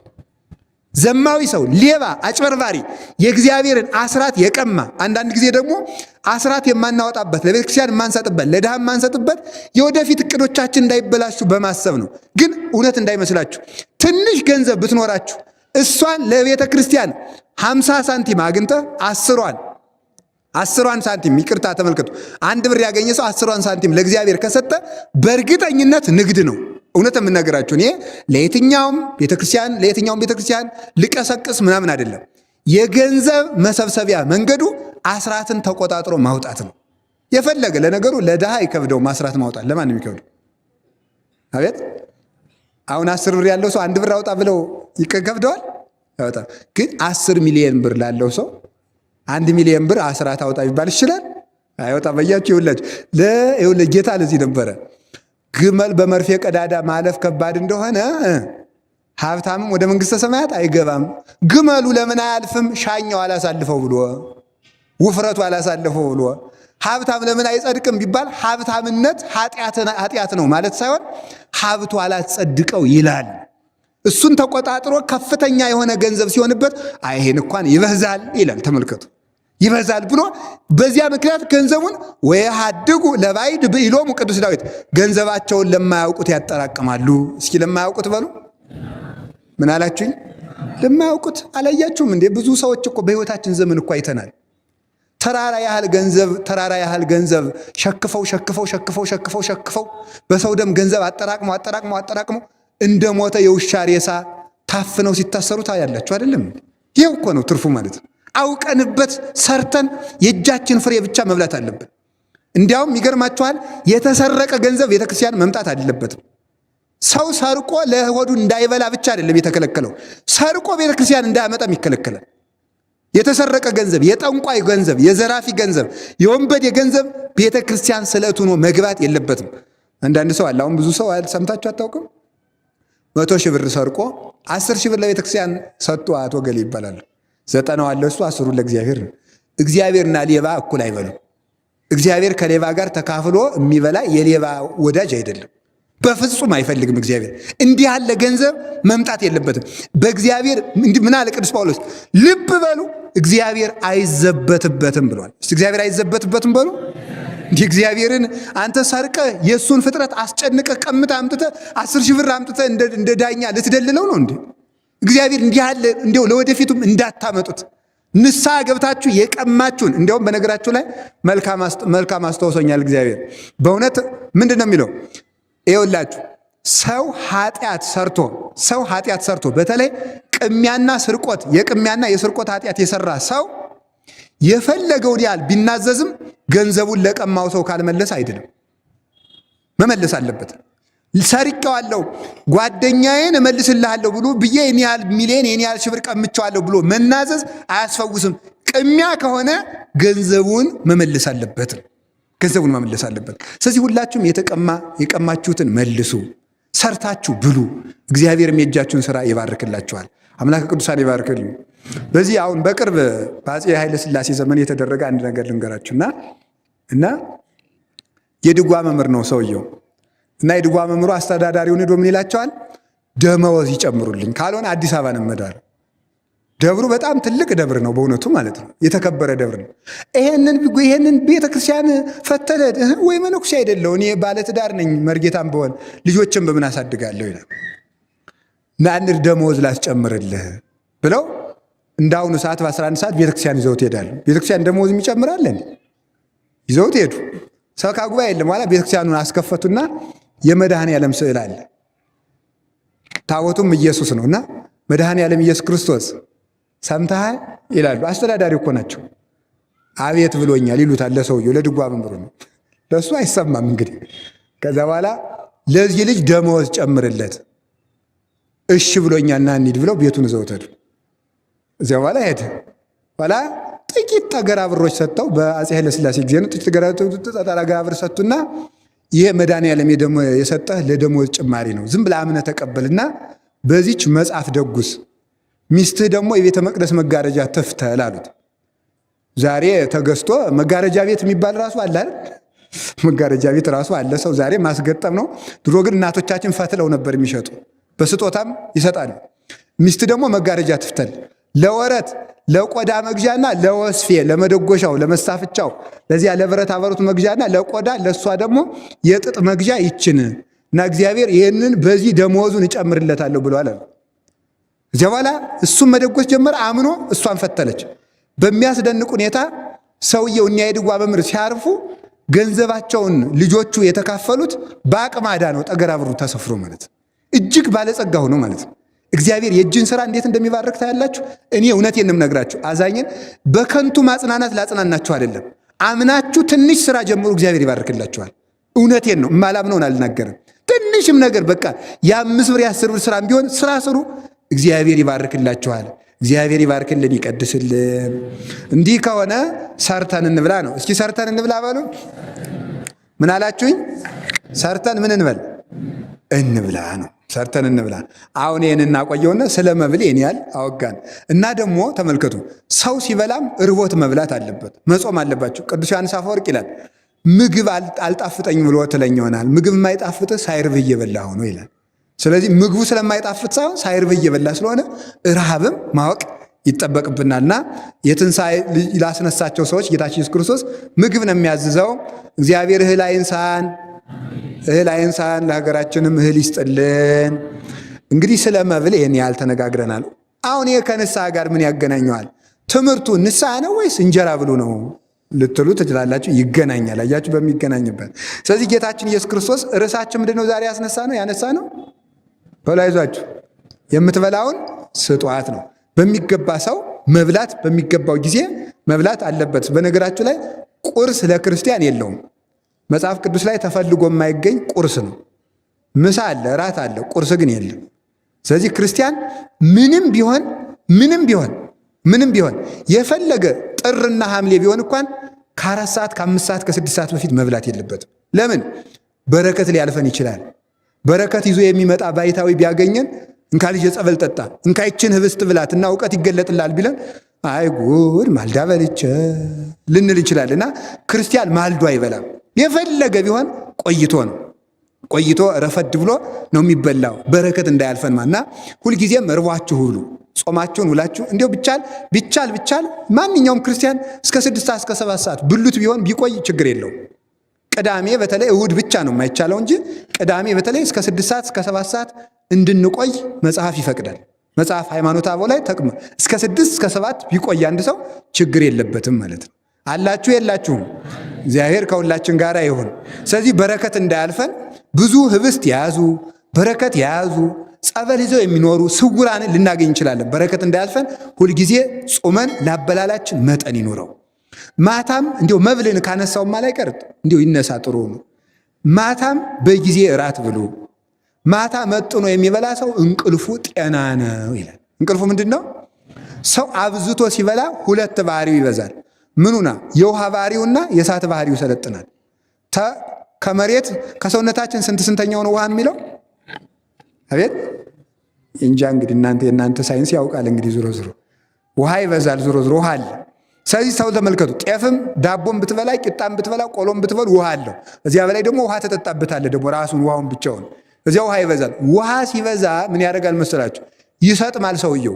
ከዚያ በኋላ ተመልከቱ ሰውነቱ በዚያ ሲሰጥም የሰውነቱ ኃይል አንደኛ ተመልከቱ ህዋሳት መንቃት የሚችሉት ስራ ሳይበዛባቸው ሲቀር ነው ይላል።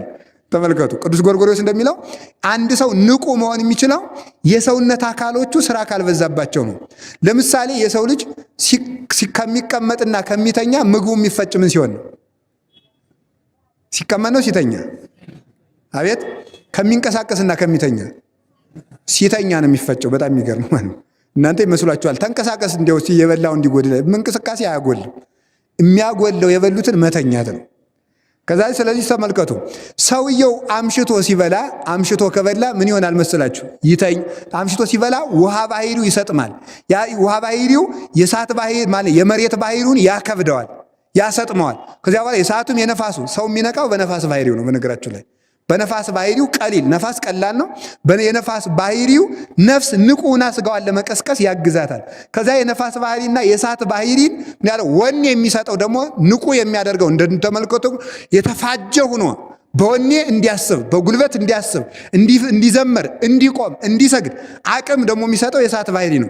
የእሳት ባህሪንና የተመልከቱ የነፋስ ባህሪን ምን ያደርገው መሬት ባህሪና ውሃ ባህሪ ይጫኑታል። እዚያ በኋላ ይጫነውና ያንን ለማስወገድ ህዋሳቱ ስራ ይበዛባቸዋል ማለት ነው። ስለዚህ ሰውየውን ማንቃት አንድ ስራ፣ ምግቡን መፍጨት አንድ ስራ ይሆንባቸዋል።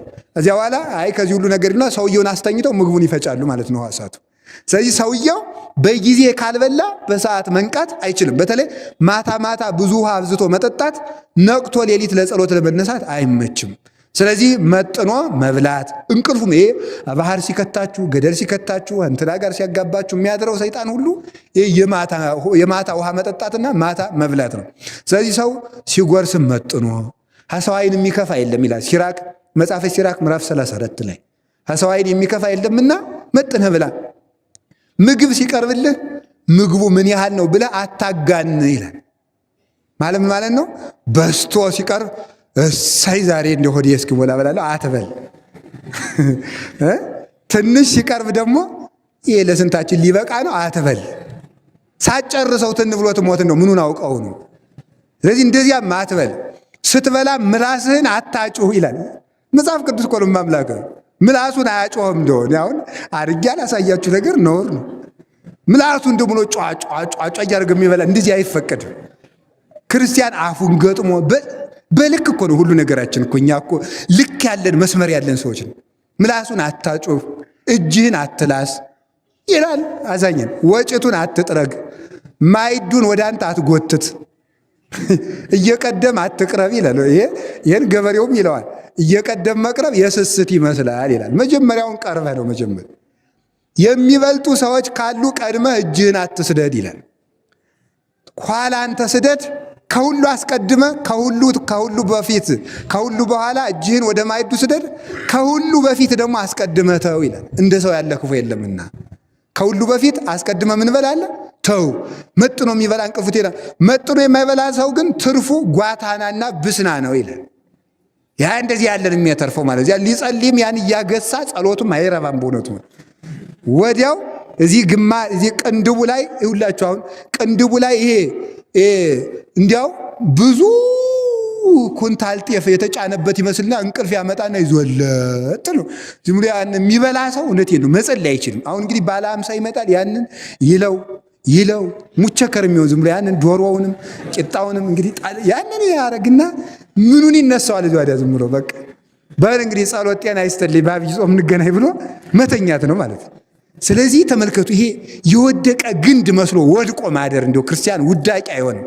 ተግቶ እንደ ወታደር መጸለይ ያለበት ያ አንደኛ ሰርታችሁ ብሉ፣ ስትበሉም በልክ ብሉ፣ መከራም ልመዱ። እንዲህ እንድናደርግም ደግሞ አምላከ ቅዱሳን ይርዳን። አቡነ መባጽዮን ኢትዮጵያዊ ጻድቅ ሲበሉ ክፍለ መድኃኔዓለም እያሉ ያኖሩ ነበር። የመድኃኔዓለም ድርሻ እስኪ የመድኃኔዓለም ድርሻ በሉ። ስለዚህ ሁላችሁም ስትበሉ የመድኃኔዓለም ድርሻ አስቀምጡ። እግዚአብሔር እንግዳ ይልክላችኋል።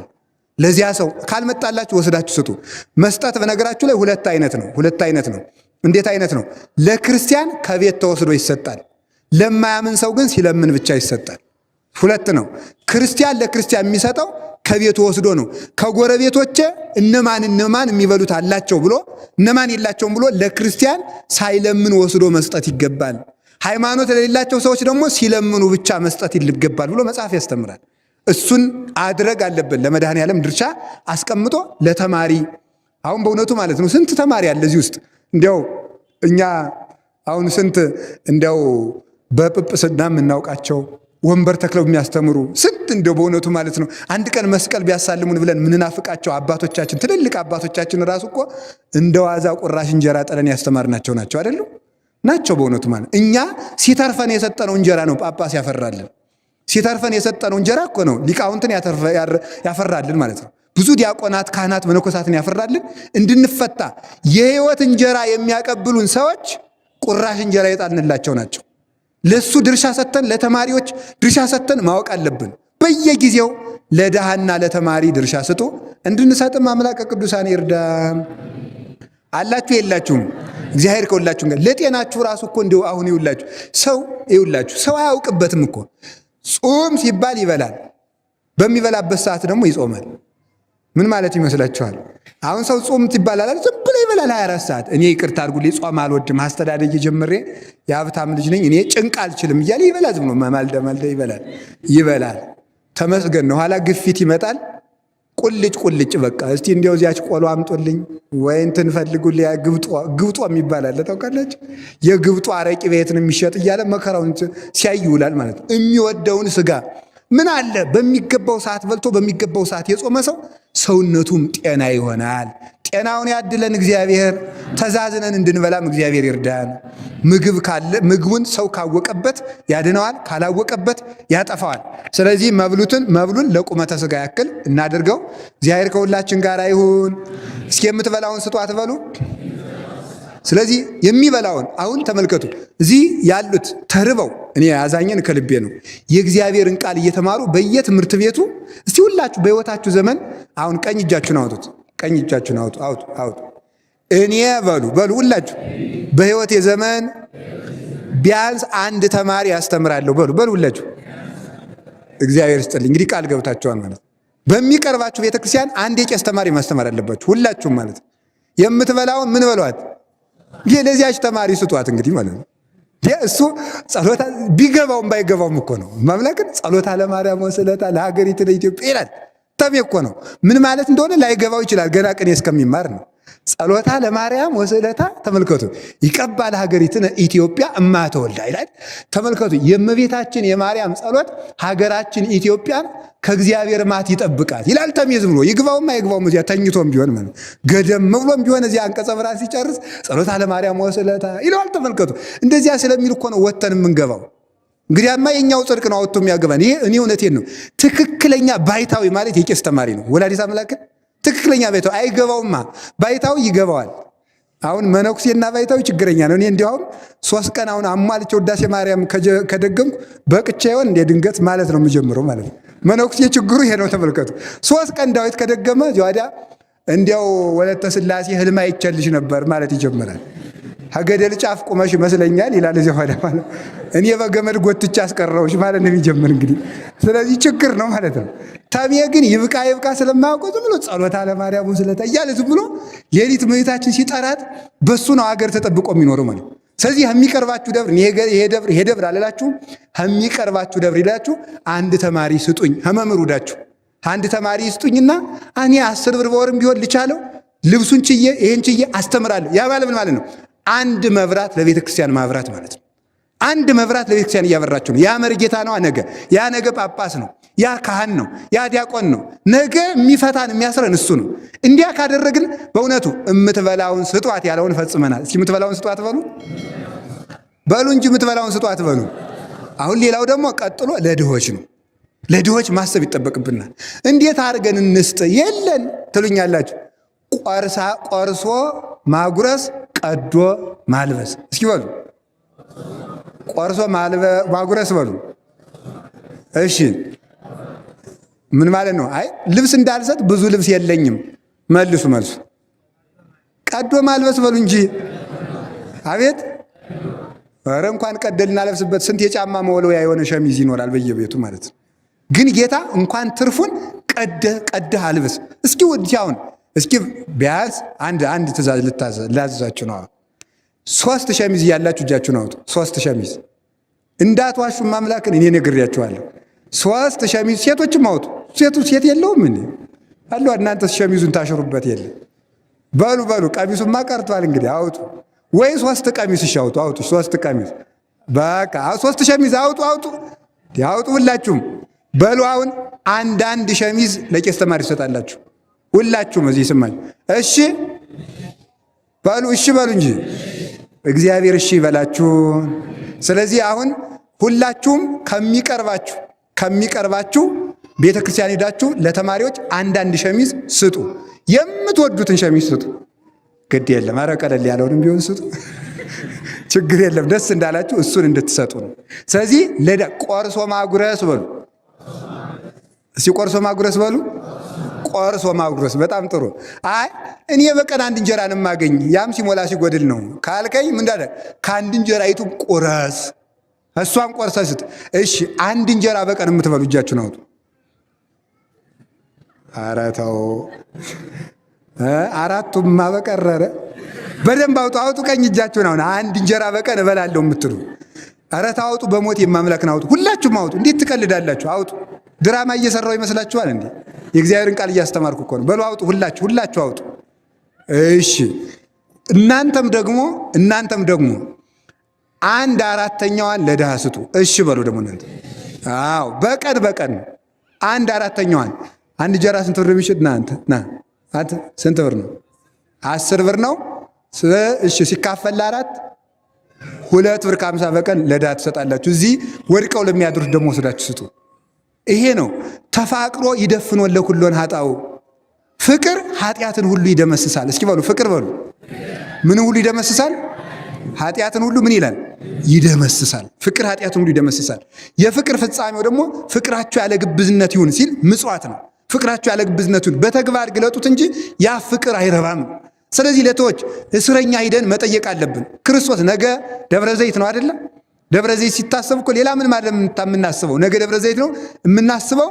ብራብ አብልታችሁኛል፣ ብታሰር አስፈትታችሁኛል፣ እሺ ብታመም ጠይቃችሁኛል፣ እንግዳ ብሆን ተቀብላችሁኛል። እነዚህን ነው የምንጠይቀው። እነዚህን የምንጠይቅበት ክርስቲያን የሚጠየቀው በእነዚህ ነው።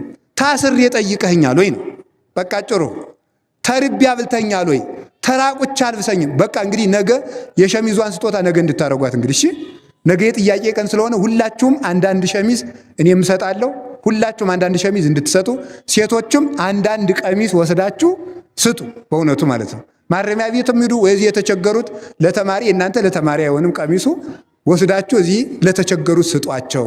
እግዚአብሔር ከሁላችን ጋር ይሁን። አይ ትምህርቴን ጨርሻለሁ አላልኩም። እግዚአብሔር ከሁላችን ጋር ይሁን ነው ያልኩኝ። ይሁን አሜን በሉ እንጂ እሱን ነው። ስለዚህ ቢኖረኝ ይሰጥ ነበር በሉ እስኪ አንድ ጊዜ ሁላችሁ። ያለህን ካልሰጠ ቢኖርህም አትሰጥም ይላል ዮሐንስ አፈወርቅ። ያለህን ካልሰጠ ቢኖርህም አትሰጥም። ቢኖርህ የምትሰጥ ከሆነ ያለህን እየሰጠህ ጀምር ይላል። እሺ በሉ ቢኖርህ የምትሰጥ ከሆነ በሉ ያለህን በመስጠት ምን በል ጀምር። አሁን ቁርስ ተመልከቱ። ቁርስን ተመልከቱ። ሰው ምሳ ይበላ ነበረ። ያን የሚበላውን ተመልከቱ። ጾሙን ሲውል 12 ሰዓት ነው አብይ ጾም የሚጾመው ታውቃላችሁ። እስከ 12 ሰዓት ሲበላ እዚያ በኋላ ይበላል። ስለዚህ ተመልከቱ፣ ሲውል የምሳውን ለድሃ እንዲሰጥ ነው። ጾም ማለት የምሳን ለድሃ መስጠት ነው እንጂ የምሳ ለድሃ ካልተሰጠ ጾም ሳይሆን ቁጠባ ነው የሚባለው። እሱ ጾም አይደለም። ጾምን ዋጋ እንዲያገኝ የሚያደርገው ምጽዋት ነው። ለባልንጀሮቻችን እንድንራራ እግዚአብሔር ይርዳል። በዓል ሲሆን ወደ መዝናኛ አትሂዱ። አሁን ትንሣኤ ይመጣል። ሌላ የቤት ስራም እየሰጠዋችሁ ነው። በዓል ሲመጣ ሁላችሁም ማረሚያ ቤት ሂዱ። እዚያ ከሄዳችሁ ሰላም አግኝታችሁ ክርስቶስን ነው እኮ ጠይቃችሁት የምትመጡ። ምናለ ብራብ አብልታችሁኛል አለና መቼ ርቦህ አብልተን አሉት። ተመልከቱ፣ መልሱን ሰምታችኋል። ተመልከቱ፣ ታስሬ ጠይቃችሁኛል። መቼ ታመ መቼ ታስረ ዘገበርክሙ ለሃዱ እምሉ ንዑሳን። ተመልከቱ፣ ሊተገበርክሙ ከታናናሾቹ ከነዚህ ከታናናሾቹ ለአንዱ ያደረጋችሁት ለእኔ ያድርጋችሁልኛል አለ። ተመልከቱ፣ ከነዚህ በሉ ከታናናሾቹ ለአንዱ ያደረጋችሁት ለማን አደረጋችኋል? ስለዚህ አሁን ለአንድ ሰው እንጀራ ስንሰጠው ለማን የሰጠ ነው? በሞት ይንገሩኝ። አረ ለክርስቶስ በሉ። ለአንድ ሰው ልብስ ስንሰጠው ለማን የሰጠ ነው? ምክንያቱም ተርቦ አብልታችሁታል ነው፣ ተርቤ ነው ያለ። ስለዚህ የሰዎች ራብ የክርስቶስ ራብ ነው። የሰዎች መራቆት የክርስቶስ መራቆት ነው። እሱን አስቦ በእርግጠኝነት የሆነ ነገር ሳንቲም ስጥሉ፣ ለነዳያን ሳንቲም ስጥሉ እንኳን ውርውር አድርጋችሁ አጥሉ። ምክንያቱም እየሰጠን ያለው ለማን ነው? ለክርስቶስ። አሁን ለክርስቶስ ውርውር ይደረግለታል? አይደረግለትም። አክብሮ አሁን ለእኔ አንድ ዕቃ ንስማ ገሌ ያቀብለኝ ብል በሁለት እጃችሁ ነው የምትሰጡኝ። መቼስ አባ ነው ብላችሁ አክብራችሁ ነው። እንደዚያ ከሆነ ተመልከቱ፣ ከእኔ ይልቅ የሚገብረው ያድሃ ነው። ክርስቶስ የሚጠይቀን ተመልከቱ፣ ለአባ በሁለት እጅ ዕቃ አሳልፈልኛል ብሎ አይደለም። ተርቤ አብልተኛል፣ ተጠምቼ አጠጥተኛል፣ ታርዤ አልብሰኛል ወይ፣ ታስሬ ጠይቀኛል ወይ? ጥያቄው ይሄ ነው። የእኛም ጥያቄ አለ። ለእኛ ሲገለበት ደግሞ በትምህርት ታስሬ ፈተኸኛል ይላል። በኃጢአት ታስሬ ፈተኸኛል። እንዲህ ክርስቶስ በኃጢአት ይታሰራል? የእናንተን እስራት አድርጎ ይጠይቃል። በኃጢአት ታስሬ በድንቁርና ብታሰር በእውቀት ጠይቀኸኛል ብሎ ደግሞ ካህናትን ይጠይቃቸዋል። ሃላስተማረ ደግሞ አልጠየቅኝም፣ ሃልናዘዘ የሕዝቡን ኃጢአት ካልፈታ በዚህ ይጠይቀዋል። ነገ ወንጌሉ ማቴዎስ 24 ሲተረጎም በየቤተ ክርስቲያኑ ትሰማላችሁ። በትምህርት ጠይቀኸኛል፣ በክህነት ጠይቀኸኛል፣ በንስሐ ጠይቀኸኛል ብሎ ለካህኑ ይፈርድለታል። ካልጠየቀ ይፈርድበታል። የሚጠይቀው በዚህ ነው። ከቃሉ ጋር ናችሁ። እንግዳ ሁኜ ብመጣ ተቀብለኛል ሲለው ደግሞ ከሌላ እምነት የመጣው ሰው የእምነት እንግዳ ነው። እሱን አስተምሮ ጸልዮ አጥምቆ ክርስቲያን አድርጎ ያቆረበ ሰው እንግዳ ተቀበለ ይባላል። ለእናንተ እንግዳ መቀበል ይሄኛው ነው። ለካህናት እንግዳ መቀበል ደግሞ ይሄ ነው። እሱ እንድናደርግ አምላከ ቅዱሳን ይርዳል። በመጨረሻ የምትበላውን ስጡ አትበሉ። ለሚበሉት የሚበሉትን፣ ለተራቆቱት የሚለብሱትን ሰጥተን እንድንድን አምላከ ቅዱሳን ይርዳል። ትምህርቱ መጨረሻው ስለሆነ ሳልዋሽ 20 ደቂቃ ትጨምሩኛላችሁ? እንጨርሰው። በጣም ጥሩ። 20 ደቂቃ ነው የምጨምር። የምትሄዱ መሄድ ትችላላችሁ። ከ20 ደቂቃ በፊት የሚሄድ ካለ፣ ለዚያ በኋላ ግን አልጨምርም። ቶሎ ግን ልጨርሰው። እስኪ የምትበላውን ስጧት በሉ። የምትበላውን ምን በሏት? ስጧት። ለማን ስትሉ ጌታችን መድኃኒታችን ኢየሱስ ክርስቶስ እንግዲህ ከዕለቱ ርዕስ ጋር ላገናኝላችሁ ነው። ጌታችን መድኃኒታችን ኢየሱስ ክርስቶስ በመርከብ ተሳፍሮ ሲሄድ ተመልከቱ። ወመጻ ሀቤሁ አሃዱ መጋቤ ምኩራብ፣ የምኩራብ አለቃ የሆነ አንድ ሰው ወደ ጌታችን ወደ ኢየሱስ ክርስቶስ መጣ ይላል። ያ ሰው ምን አለ መሰላችሁ? መምህር አለው ጌታችን ኢየሱስ ክርስቶስን ነው። በስጋ ተገልጦ ሳለ ልጄ ታማ ከቤት ትውላለችና እሷን መጥተህ እጅህን ጭነህ አድንልኝ አለው። አድንልኝ ባለው ጊዜ ከዚያ በኋላ ጌታችን ኢየሱስ ክርስቶስ አይዞ ልጅህ አትሞትም ብሎት ነበረ። ትድንልሃለች እመን እንጂ አትፍራ ብሎት ነበረ። ይህንም ብሎት እንዳለ ሳሄድ መንገድ ላይ አንዲት ሰው መጣች። መሃል ላይ የእሱ ልጅ ገና ሳትድን ወደ እሱ ልጅ ሳሄድ ጌታ ምን መጣ? አንዲት ሰው መሃል ላይ ደግሞ መጣች። ይቺ ሰው ሁላችሁ ታሪኳን የምታውቋት 12 ዓመት ደም ሲፈሳት የነበረችው ሴት ናት። ይቺ ሴት እየሮጠች መጣች። ቅዱስ ኤፍሬም እንደሚገልጠው ብዙ ችግሮችን አልፋ ነው የመጣቸው። 12 ዓመት ሙሉ አቤት ተቀምጣ ደም ሲፈሳት የኖረች ናት እና በዚያ ሰውነቷ እንኳን ብትወጣ ሰው ይጸየፋታል። ማለፍ አትችልም በሰው መሃል ማለት ነው። ምክንያቱም ሰው ተጸይፎ ወደዚያ ሁኝ ይላታል። ሀፍረት አለባት ማለት ነው። ስለዚህ ብሄድ ህዝቡ እንዴት አድርጎ ያስገባኛል ብላ ሀፍረት ይዟታል። ብሄድ ብላ ብትቀር ህመሙ አለ።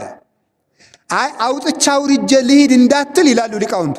አውጥቻ አውርጄ ልትሂድ እንዳትል ክርስቶስ ቆሞ እየጠበቃት ሳይሆን እያለፈ ነው ይላል። እስቲ እያለፈ በሉ። እያለፈ ነው። እያለፈ ስለሆነ አልፎኝ ከሄደ በኋላ አልደርስበትም ብላ አሰበች። ስለዚህ ሀፍረቱንና የሕዝቡን ግፊያ እችለዋለሁ ብላ ወጥታ ሄደች።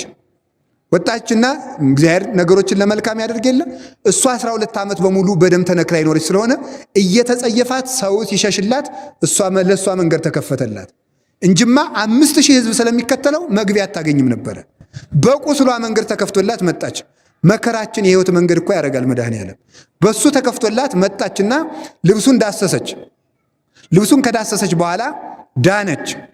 ከዚያ በኋላ ጌታችን ኢየሱስ ክርስቶስ ልብሴን ማን ዳሰሰ አለ። ባጭሩ ልብሴን ማን ዳሰሰ? ይሄ ሁሉ ሰው እየተጋፋ ልብሴን ማን ዳሰሰ ትላለህ አሉት። ሐዋርያት ናቸው። አይል እስመ ኃይል ወፃ ምኔ መደብ ሌላው ይጋፋኛል፣ ይሄኛው ግን አለ ያውን የነካኝ እጅ ግን ኃይል ከኔ ወጥቶ አርፎበታል አለ። ከኃይል ከኔ ወጥቷልና ተመልከቱ ማን ነው ብሎ ጠየቀ። እዚያ በኋላ ያች ሴትም ድናለችና እውነቱን ገልጣ ለጌታችን ለኢየሱስ ክርስቶስ ነገረችው። እሱም አመሰገናት። እምነቷን ገልጣ ድና ተመለሰ ይችላል። ይቺ ሰው ከዳነች በኋላ ተመልከቱ፣ ይቺ ሰው ከዳነች በኋላ ጌታችን ኢየሱስ ክርስቶስን ብዙ ተከፈለው። እሷ ስትድን አይቶ እንደገና ሁሉ ብዙ ሰው ተከተለው። ብዙ ሰው ሲከተለው ግን ብዙውን ሰው ሳይሆን 3 ሰው አስከተለና ኢያኢሮስ ከሚባለው ሰውዬ ልጄ ታማብኛለች መታደንልኝ ወዳለው ሰውዬ ቤት ሄደ። ሲሄድ ከቤት በገባ ጊዜ ልጅቱ ታማ ተመልከቱ፣ መግነዙ ተዘጋጅቶ ሙታለች፣ አርፋለች። ጌታችን ኢየሱስ ክርስቶስ ገባ። ለምንድን ነው የምትታወቁት? ልጅቱ አንቀላፍታለች እንጂ አልሞተችም አለችው። ወሰሐቅዎ ብዙ ሰዎች ተሳለቁበት ይላል። ሙታ ገንዘናት አይምሮ የለውም እንዴ የሰውዬ ሎቱ ስብሐት አንቀላፍታለች ይላል እንዴ ብለው ተሳለቁበት ይላል። ጌታችን መድኃኒታችን ኢየሱስ ክርስቶስ ጣቢታ ቁሚ አላት። ጣቢታ ቁሚ ሲላት ተመልከቱ ምን አለት? ጣቢታ ቁሚ ማለት ይሄ ትርጓሜው ምን ማለት ነው? ተንሥኢ ወለቴ ብሂል ትርጓሜው ይላል። ትርጉሙ ልጄ ሆይ ተነሽ ማለት ነው። ቅድም አንድ የዘለልኩት ታሪክ ልንገራችሁ። ያቺ ሰው ስትድን 12 ዓመት ደም ሲፈሳት የነበረችው ሴት ስትድን ጌታ እንዲህ ነበር ያለ፣ እምነትሽ ልጄ ሆይ እምነትሽ አድኖሻል። ልጄ ሆይ የሚለው እንዳትረሱ። እስኪ ልጄ ሆይ በሉ። እምነትሽ አድኖሻል። ስንት ዓመት ነው ደም ሲፈሳት የነበረው? 12 ዓመት። ይችኛይቱን ደግሞ ምን አላት? ጣቢታ ቁሚ አላት። ጣቢታ ቁሚ ማለት ሲተረጎም ምን ማለት ነው? ልጄ ሆይ ተነሽ። እስኪ ልጄ ሆይ ተነሽ በሉ። ሁለቱን ምን ብሎ ነው የጠራቸው? ልጄ ሆይ ተነሽ አላት። ከዚያ በኋላ ተመልከቱ ወተንሳት ተመልከቱ ሶቢሃ ይእቲ ወለት ወአንሶ ሰወት ያቺ ሴትም ያቺ ልጅ ተመልከቱ ወዲያው አፈፍ ብላ ተነሳች ይላል። ያን ጊዜም 12 ዓመቷ ነበረ። ስንት ዓመቷ ነው? የቅድሚቱ ሴት ደም ሲፈሳት የነበረው ስንት ዓመት? 12። እቺ ልጅ ስንት ዓመቷ ነው? 12 ዓመት። ተነሳች። ከተነሳች በኋላ ምንድነው ያላቸው ጌታ? እንዲህ ያላቸው ተመልከቱ ወገሰጾሙ ላቡሃ ወለእማ ከመ ኢየአምር ዘንተ ወኢመኑሂ ይህንን ነገር ለማንም እንዳትናገሩ ብሎ እናትና አባቷን ገሰጻቸው። ይችን ልጅ እንዳትነሳዋት ካለ በኋላ ምን አለመሰላችሁ? ሰው ሁሉ ያዳንቃል። ተመልኮ እኮና ብይ ድንጋጼ ሰው ሁሉ እንዲህ ይሄ ሰውዬ ማን ነው? ሙት የሚያነሳ ማን ነው ብሎ ያዳንቃል። ሰው ሁሉ እያዳነቀ ልጅቱ ተነስታለች። ሰው ከእንቅልፍም ተነሳ ከሞትም ተነሳ መጀመሪያ የሚፈልገው ምግብ ነው። ከዛ ምን አደረገ ጌታ? ችግሯን ብሶቷን የሚያይ እሱ ነውና የምትበላውን ስጧት አለ። እስኪ የምትበላውን ስጧት አበሉ። የምትበላውን ስጧት። ሰጣም በላች። አንደኛ አዝኖላት፣ ሁለተኛ ምታት እንዳልሆነ ለማጠየቅ በትክክል እሷን የምትመስል አስነስቶ ሳይሆን እሷን እንዳስነሳት እንዲያውቁ አብልቶ አሳያቸው። ረሃባችን የሚያውቅልን መድኃኔዓለም ስሙ የተመሰገነ ይሁን። ትርጉሙን ብቻ እንሰማለን ማለት ነው። ትርጉሙን እንሰማለን። 12 ዓመት ደም ሲፈሳት የነበረች ሴት ማለት ሁለቱም 12 እስኪ 12 በሉ በሉ ሁላችሁ 12 በሉ። ይሄ ምን ማለት ነው? በሐዋርያት ሃይማኖት አምኖ የሚኖር ግን የኃጢአት በሽታ ያለበት ክርስቲያን ነው። ይሄ ማለት ይሄ ነው። የ12 ዓመት ደም ሲፈሳት የተባለው ተመልከቱ። በሐዋርያት ሃይማኖት ያምናል፣ በሐዋርያት ሃይማኖት ተጠምቋል፣ ስሙ ክርስቲያን ነው፣ መስቀል አስሯል። ግን በርኩሰት ታሞ በኃጢአት ጎስቁሎ የሚኖር ሰው ማለት ነው። 12 ዓመቷ ነበር ማለት እድሜ ዘመኑን ዓመት የተባለ እድሜ ዘመኑን በሐዋርያት ሃይማኖት አምናለሁ እያለ እድሜ ዘመኑን በሙሉ በኃጢአት ተዘፍቆ የሚኖር በደም ተነክሮ የሚኖር ኃጢአተኛ ነው። ሁለቱም የተባለ ማለት ያቺ ሴት እኛን ይወክላል ማለት ነው። ክርስቲያኖችን የሚወክል ነው። ሁላችንም የሐዋርያት ሃይማኖት አለን። ክርስቶስ አምላክ ነው። በአብ በወልድ በመንፈስ ቅዱስም እናምናለን። የሐዋርያት ጥምቀት አለን፣ ተጠምቀናል። በሐዋርያት ቤተክርስቲያን አምነን እንኖራለን። ግን ግማሾቻችን እንደዚያች 12 ዓመት እንደሚፈሰን አምነን ግን የኃጢአት መርገም ያለብን የኃጢአት ዕዳ ያለብን ነን። በኃጢአት የሞት በ12 ዓመቷ ሞተች የተባለች ደግሞ በሐዋርያት ሃይማኖት አምኖ በኃጢአት የሞተ ሰው ማለት ነው። በኃጢአት የሞተ ሰው። ከዚያች ምን አለች? አፍራ ነበረ። ተመልከቱ። እንዳልሄድ አፍራለሁ አለች። እንዳልሄድ አፍራለሁ ማለት ንስሐ እንዳይገባ የሚያፍር ሰው ማለት ነው። ንስሐ የሚያገባ እንዴት ብዬ እናገራለሁ ብሎ አፍሮ። ከዚያ በኋላ ተመልከቱ።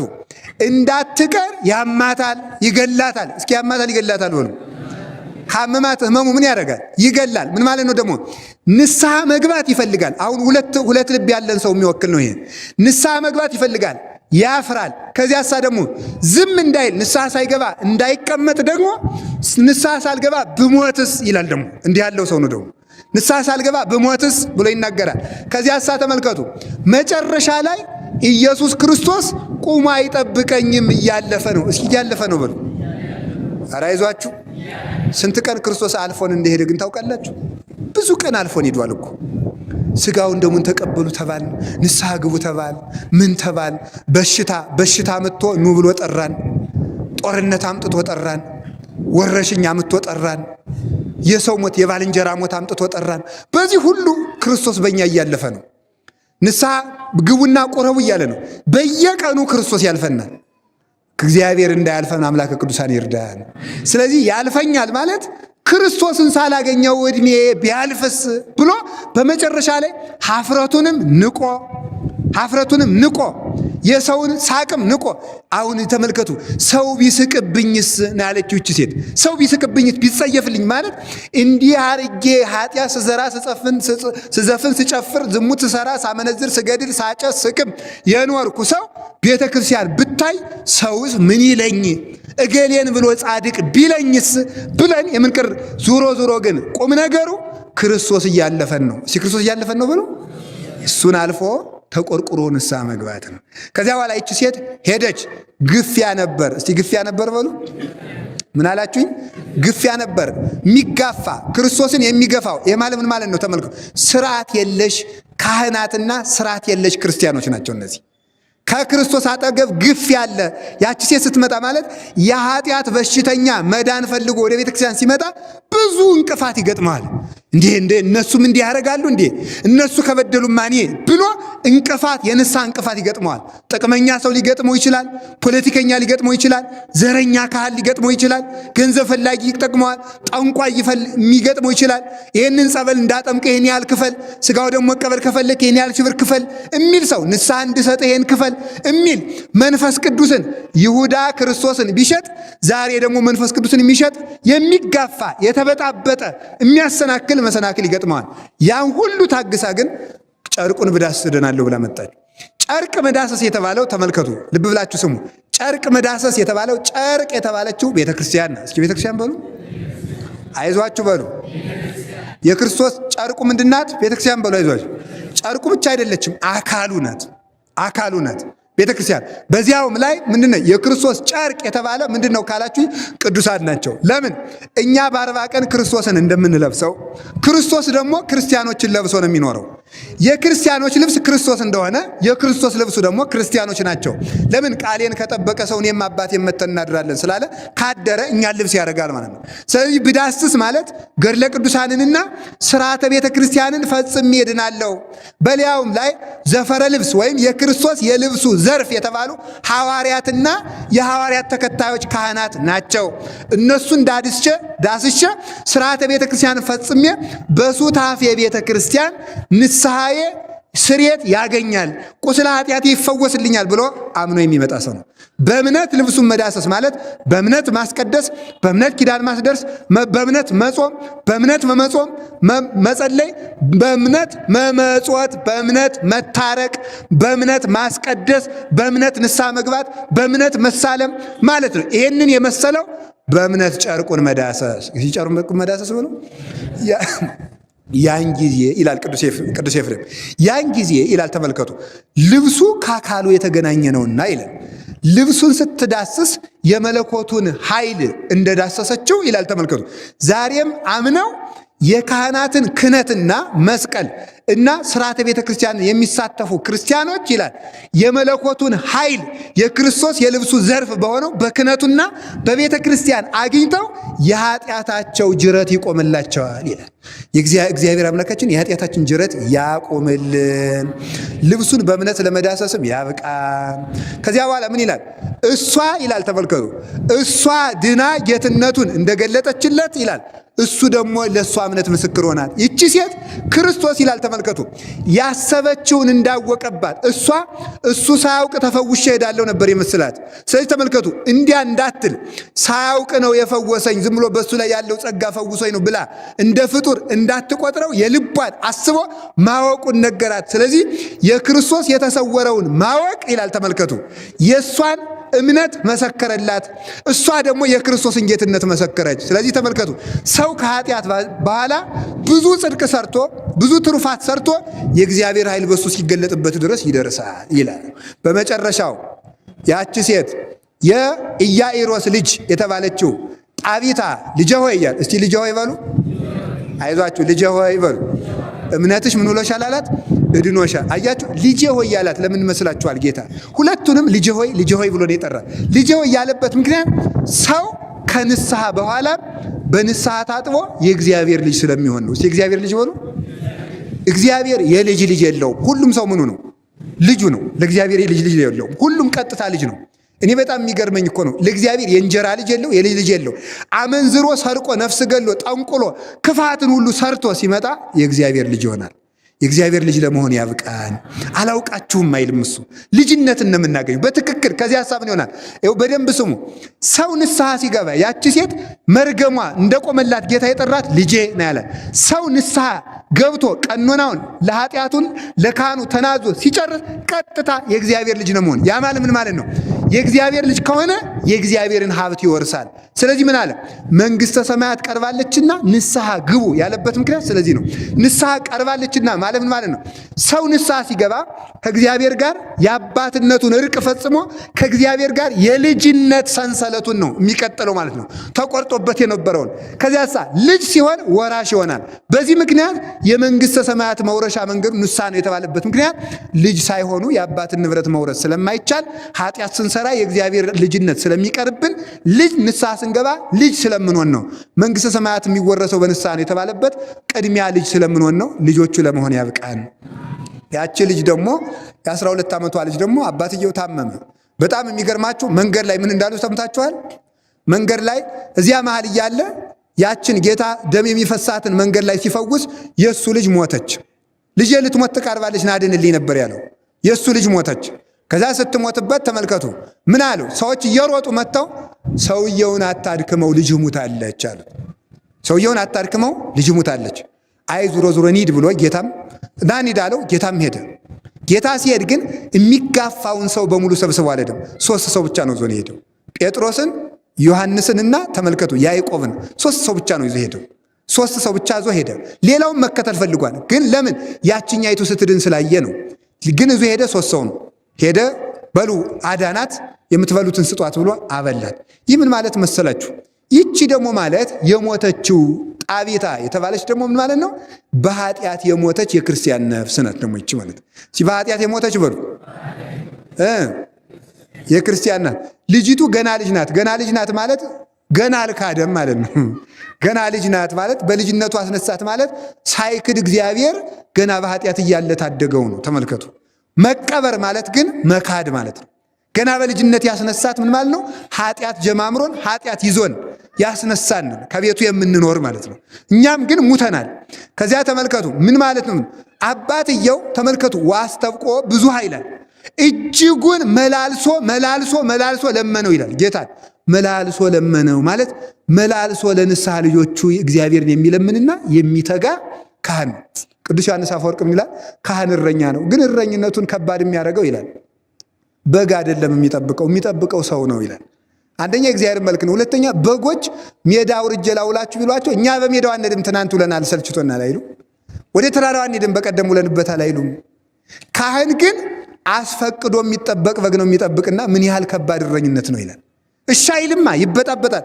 በጉን አስሬ ተኩሰዋለሁ፣ ቢያብጥበት ተኩሰዋለሁ፣ የጎረበውን እልጥለታለሁ፣ ያበጠውን አፈርጥለታለሁ። እናንተ ግን ወዳችሁ ስለሆነ አልድንም ምን አገባ ካላችሁ ምን ትደረጋላችሁ? እንኳን ልንተኩሳችሁ ወይ ጉሩ ስገዱ አትባሉት ማለት ነው። እንደፈለጉ የማያስሩት፣ እንደፈለጉ የማይተኩሱት፣ እንደፈለጉ የማያበሉት በዚህ ይቸግራችኋል። በግ እኮ ሲርበው ይበላል። እኛ እናንተ እኮ እርባችሁ ብሎ ስንላችሁ ሻትሉ። አስቸጋሪ በግ የሚጠበቅበት እረኝነት ማለት ክህነት ነው። አስቸጋሪ በግ የሚጠበቅበት የመጨረሻ አስቸጋሪ በራሱ ፈቃድ የሚመራ ብላ እየተባለ የማይበላ ጠጣ እየተባለ የማይጠጣ ማለት ነው። ከባድ እረኝ። ለዚህ ነው መላልሶ ለመነው አባትየው ኢያይሮስ ካህናትን የሚወክል ነው። ኢየሱስ ክርስቶስ ወይ ለዚህ ሕዝብ ልብ ስጥልኝ ብሎ ልጆችን ጠብቅልኝ ብሎ ሌት ተቀን ወጥቶ ወርዶ የልጆቹን አመል ታግሶ እንዴ በተክሊል ለማገባ ብሎ አባት ትቸዋለሁ ይላል። ልቆርብ ነኝ አይ እንደውም ትቸዋለሁ ቄስ ይቅርታ ያርጉልኝ እንዴት ብዬ ነበር ቀረ። እስቲ ንገረኝ እስቲ ንገሪ ልጄ አይ ሌላ ቀን አወራዎታለሁ። ከዛ በኋላ ተመልከቱ እንዲህ አንድ አባት አሉ ልጄ ምን ሆነ ነው እያሉ ሲሉት ስልኩን አጠፋ። እዚያ በኋላ ቢሮ ሄዱ ፈልገውት። አሁን በዚህ በቅርብ ጊዜ ነው አባቴ ስራ የለውትም እንዲህ አላቸው።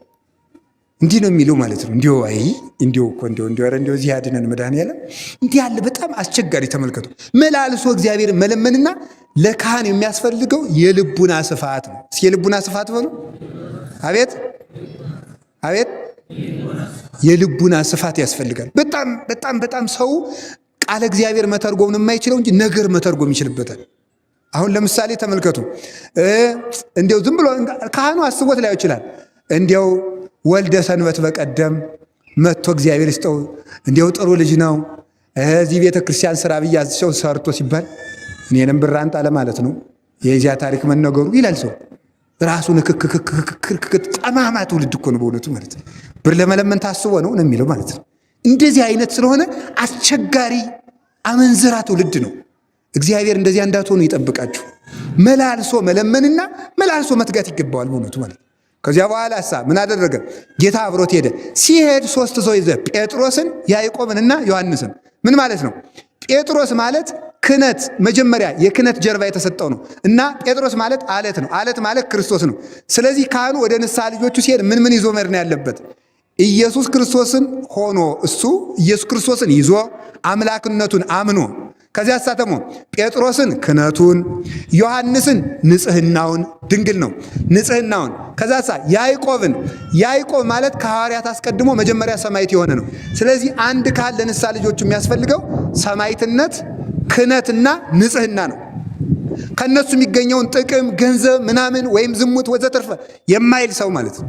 በነገራችሁ ላይ አንድ ካህን ከንስሐ ልጁ ጋር ወይም ደግሞ ንስሐ ልጅቱ ባትሆንም ከአንዲት ሴት ጋር ዝሙት ቢሰራ አንድ ኃጢአት ብቻ አይደለም የሚሰራው፣ 4 ኃጢአት ነው የሚሰራው።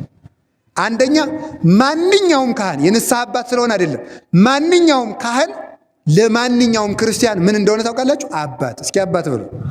አባት ነው። ስለዚህ ተመልከቱ አንድ ካህን አንዲትን ሴት በዝሙት ቢያሰናክል ከልጁ ጋር ኃጢአት ሰራ፣ በዝምድና መፍረስ ይጠየቃል ማለት ነው። ልጁ ናት ያች። ማንኛውም የሌላ ሰው ንስሐ ልጅ ብትሆንም ለሱም ልጁ ናት። የዓለም አባት ተደርጎ ነው የተሾመው። ሁለተኛ ምን ያደርጋል? ተመልከቱ ክህነቱን ይጥላል። ሶስተኛ አታመንዝር የሚለውን ያፈርሳል። አራተኛ የክፋት አብነት ይሆናታል። የክፋት አብነት ማለት ምን ማለት ነው? የክፋት አብነት ማለት ካህናትም እንደዚህ ዝሙት የሚሰሩ ከሆነ እያለች ከሌላው ጋር መስራት ኃጢአት አይመስላትም። እዚያ በኋላ የማትመለስ መደዴ ኃጢአተኛ ትሆናለች ማለት። ስለዚህ ከዝሙት አንጽቶ ከገንዘብ ፍቅር ከዚህ ሁሉ ራሱን አንጽቶ ንጽህናን ከዚያሳ መስዋዕትነትን ሰማዕትነትን ሊሰድቡት ይችላሉ። ቅድም እንዳልኳችሁ ስራ የለውትም 10 ጊዜ እንደዚህ የሚሉኝ መጀመሪያ ራስዎት ይጽደቁ የኛ ጻድቅ ሊላቸው ይችላል ማለት ነው። መንጋ ሌባ ቄስ ሌባ መነኩሴ ማናውቃችሁ ስትሰክሩ እንደማትሉ ታቦት እየሸጣችሁ ሊለው ይችላል። ስድብ ሞልቶት የለ ሰው እንደ ድርሰት ነው እኮ የሚያንበለብለው። ይሄን ሁሉ ሰማዕትነት መክፈል አለበት። ድሃ ሊሆን ይችላል፣ ሊቸግረው ይችላል። ተመልከቱ በዚህ ሁሉ ተጠንቅቆ የሚጠብቅ ነው እሱ 3ቱን ይዞ ሄደ የተባለ። በዚያ ሁሉ መሃል ኢየሱስ ክርስቶስን ከመሃሉ ማድረግ አለበት ማለት ነው። እሱን ፈርቶ ምዕመናን አመሰገኑኝ አላመሰገኑኝ፣ ተቀበሉኝ አላልተቀበሉኝ፣ አደነቁኝ አላደነቁኝ ሳይሆን ቁም ነገሩ ኢየሱስ ክርስቶስ ምን ይለኛል ብሎ ነው መጠበቅ ያለበት ማለት ነው። ምን ይለኛል ከመጡ ይምጡ፣ ከቀሩ የራሳቸው ጉዳይ ሳይሆን ተከታትሎ የሚፈልግ ደግሞ እንግዲህ ንስሐ አባቴ ይደውሉልኛል ብያላችሁ ደግሞ እንዳትጎለቱ፣ እንደዚህ የሚል መሆን አለበት። ከዚያሳ ምን አደረገ? መጨረሻ ላይ ገባ። መንገድ ላይ ግን ሲሄድ ምን ብለዋል? ልጅ ሙታለች። ልጅ ሙታለች በሉ አይዟችሁ። ልጅ ምን ብላለች? ምን ብላለች? ሙታለች። ልጅ ሙታለችና አትድከም ያሉት እገሌ እንግዲህ አይረባም የሚሉ ሰዎች ናቸው። ለንስሐ አባቱ ይመጡና ለቤተ ክርስቲያን መጥተው እገሌ እኮ አይረባም፣ እገሌ ተመልሶ እንግዲህ አይረባም እሱ ከስሯል ብለው ለንስሐ አባቱ ነገር የሚሰሩ ሰዎች ሊያመለክቱ ይችላሉ፣ ሊኖሩ ይችላሉ። እነሱንም ቢሆን አልፎ ኢየሱስ ክርስቶስን ብሎ ይዞ መሄድ አለበት። ከካደ በኋላም ቢሆን ልጄ ይመጣል፣ ልጄ ይመለሳል የሚል እምነት ይዞ መሄድ አለበት። ከዚያ በኋላ ተመልከቱ፣ እዚያ ቤት ይገባል። እዚያ ከገባ በኋላ ተመልከቱ ምን የሚንጫጩ ሰዎች አገኘ። እስቲ የሚንጫጩ ሰዎች በሉ። ምን የሚሉ ሰዎች? የሚንጫጩ ሰዎች፣ የሚያለቅሱ፣ በዚያ ሰው ተስፋ የቆረጡ ተመልከቱ። አንድም የራሱ የነፍሱ ጩኸት፣ በዚያ ሰው ነፍሴ ጮህ፣ በዚያ ላይ ደግሞ ምን አለ? አጋንንት ሰፍረውበት የሚገኝ ሰው ነው። ከዚያ በኋላ ገብቶ ምን አለ? ጣቢታ ሆይ ተነሽ። እስኪ ልጄ ሆይ ተነሽ በሉ ሁላችሁ በሉ። ልጄ ሆይ ምን በይ? ተመልከቱ። ናጽመ ወለዘ ይጸዋዕነ ብሏል ቅዱስ ጎርጎርዮስ። የሚጠራንን እንስማው። እስኪ በሉ ሁላችሁም የሚጠራንን ምን እንበለው ነው ያለ። ዛሬ ይሄ ሁሉ ይሄ ድምፅ ለእያንዳንዳችሁ ነው። ልጄ ሆይ ተነሽ የሚለው የሞተች ነፍሳችሁን ኢየሱስ ክርስቶስ የሚጠራበት ድምፅ ነው። ልጄ ሆይ ተነሽ፣ ከቁርባን የሞትሽ፣ ከጸሎት ከኪዳን የሞትሽ፣ የረከሽ፣ በክፋት የጎሰቆልሽ የክርስቲያን ነፍስ የክርስቶስ ልጅ ሆይ ተነሽ ብሏል። ባለፈው ኃጢአት 4 ሞት ይወልዳል አላኳችሁ? ኃጢአት ሞት ከሆነ ንስሐ ትንሣኤ ነውና ልጄ ሆይ በንስሐ ተነሽ። ልጄ አያችሁ፣ ኢየሱስ ክርስቶስ ሙታም ልጄ። እስኪ ሙታም ልጄ በሉ። የነበረውን ችግር አይታችኋል። ተመልከቱ። መንገድ ላይ ሙታለች የሚሉ ሰዎች አሉ። ሐሜተኞች ሰው እንዳይድኑ ያደርጋሉ። ሁለተኛ ደግሞ ልጅቱ ራሷ ሙታለች። የማልማን አንደኛ ሰውየው ሙቷል፣ በኃጢአት የሞተ ሰው ነው። ሁለተኛ ደግሞ የራሱ በኃጢአት መውደቅ አንሶ ደግሞ የሰዎች ተስፋ ማስቆረጥ አለ። ካህኑ ይህን ሁሉ አልፎ ልጄ ሆይ ተነሽ። እኔ ግን የሚደንቀኝ ይሄ ነው፣ ሙታም ልጄ ማለቱ። እስኪ ሙታም ልጄ በሉ እስቲ። ይህ ማለት በኃጢአት ወድቀንም ክርስቶስ ልጆቼ ማለትን አያፍርም። ልጆቼ እያለ አሁንም ይጠራል። የሚሰማ ከተገኘ የሚጠራንን እንስማው። ተመልከቱ ምንድን ነው ኢየሱስ ክርስቶስ ከኛ ከባድ ነገር አልፈለግም ነው። ተመልከቱ ኢሐሰሰ እግዚ እምኔነ ግብረ እጹበ ነው የሚለው ቅዱስ ጎርጎርዮስ። እግዚአብሔር ከኛ ከባድ ነገር አልጠየቀም። ምንን የፈለገ ነው ያሉት? ተመልከቱ አላ ከመናጽን ልበነ ተመልከቱ ወንትመየጥ ኀቤሁ ተመልከቱ። እሱ ልባችን እንዳናደነድንና በንስሐ ተመለሱ ያለ እንጂ ከባድ ነገር አልጠየቀንም ብሎ ይናገራል ቅዱስ ጎርጎርዮስ። እዚያ ልጄ ሆይ ተነሽ አለ። ተነሳም ተመላለሰች። ፖለይዟችሁ ተነሳ ተመላለሰች። ጨርሰናል። ተነስታ ምን አለች? ግን እየሰማችሁ ነው? ደቂቃውን እያያችሁ ነው የቆያችሁ? እየሰማችሁ አይደል? እሺ እግዚአብሔር ይስማችሁ። ሞልቷል። እኔም ትምህርቴን ጨርሻለሁ። ስለዚህ ተነስታ ተመላለሰች በሉ ሁላችሁ በአንድ ድምፅ። ተነስታ ምን አለች? ተነስታ ጉች አለች አይደል? ምን አለች? ተመላለሰች። ይሄ ደግሞ ምን ማለት ነው? ሰው ከንስሐ ገባ የሚባለው ምንድን ነው? አንደኛ የቀድሞ ኃጢአቱን ሲያቆመው ነው። ሁለተኛ ቀድሞ ያልሰራውን ጽድቅ ሲሰራ። እስቲ በሉ ቀድሞ ያልሰራውን ጽድቅ። ስለዚህ ከንስሐ በኋላ ንስሐ ገብቻለሁ እንግዲህ ተለቃልቄያለሁ ብሎ ጉች ብሎ ሳይሆን መመላለስ ይገባል። መመላለስ ምን ማለት ነው? በጽድቅ እግር ነው። ዋርታ እግሬ ነው ውስተ ፍኖተ ሰላም። እግረ ልቡናችን ወደ ፍቅር ወደ ወንጌል መቅናት አለበት። ይጣላ የነበረ ወደ ፍቅር፣ ትዕቢተኛ የነበረ ወደ ትሕትና፣ ይሰርቅ የነበረ ወደ ምጽዋት፣ ዘማዊ የነበረ ወደ ንጽሕና፣ እንቅልፋም የነበረ ወደ ኪዳን፣ ነጋ ለኪዳን መሸ ለቁርባን። እስኪ ነጋ ለኪዳን በሉ። መሸ ለምን?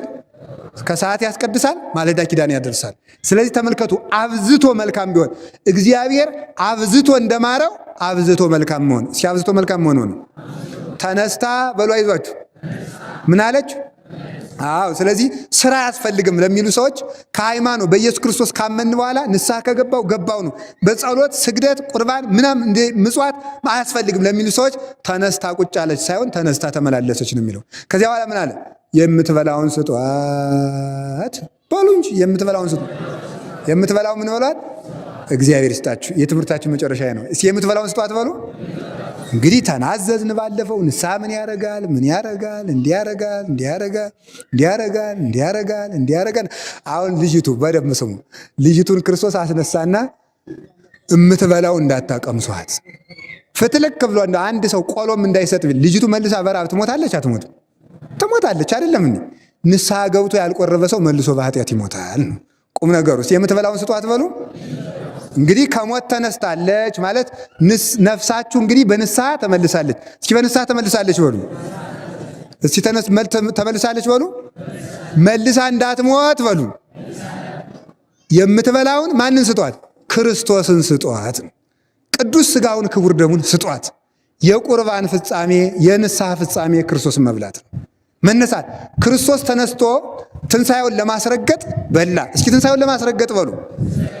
እሱ ትንሣኤው ምታት እንዳልሆነ ለማጠየቅ በልቶ እንዳሳየ የእኛም ንስሐ ምታት አለመሆኑ ከንቱ ንስሐ አለመሆኑ የሚታወቀው በመብላታችን ነው። ማንን? ኢየሱስ ክርስቶስን በመብላት። የክርስቶስ ትንሣኤ በመብል ምታት አይደለም እንዲሉ ሐዋርያት በልቶ እንዳሳያቸው እኛም ትንሣኤያችን በንስሐ መነሳታችን የሚረጋገጠው በመብላት ነው። ካልሆና ግን የክርስቶስ ረሃብ መልሰን እንድንሞት ያደርገናል። ካልበላ ነው ካልጠጣ ነው። እንዴት ብለን እንብላ ስትሉኝ ወጥተህ ወርደህ ብላ። እሺ ወጥተህ ወርደህ ብላ በሉ። ሰርተህ ብላ በሉ እንጂ። ስለዚህ ቃውት የምተረጉሙት ወጥተህ ወርደህ ብላ ማለት ንስሐ ገብተህ በቀኖና ጥረህ ግረህ ክርስቶስን ብላ ማለት ነው። እየተመልከቱ ንስሐ ገብተህ በሉ። በቀኖና ጥረህ ግረህ እንባህን አፍስሰህ ምን በል ክርስቶስን ብላ። ከዛ በሕይወት ትኖራለህ። ንስሐ እስቲ ኃጢአት ሞት ነው በሉ። ንስሐ ትንሣኤ። ከዛ ክርስቶስ ምን ይሆንናል? ሕይወት። እስኪ ሕይወት ይሆንና በሉ። ከዛ በኋላ ምን ተብሎ ይዘመርልናል? ዝንቱ ውእቱ ወልዴ ታጉለሂ ወተረክበ ሞተሂ ወሃይወ። ይህ ልጄ ጠፍቶ ነበር ተገኝቷል፣ ሙቶ ነበር ድኗል።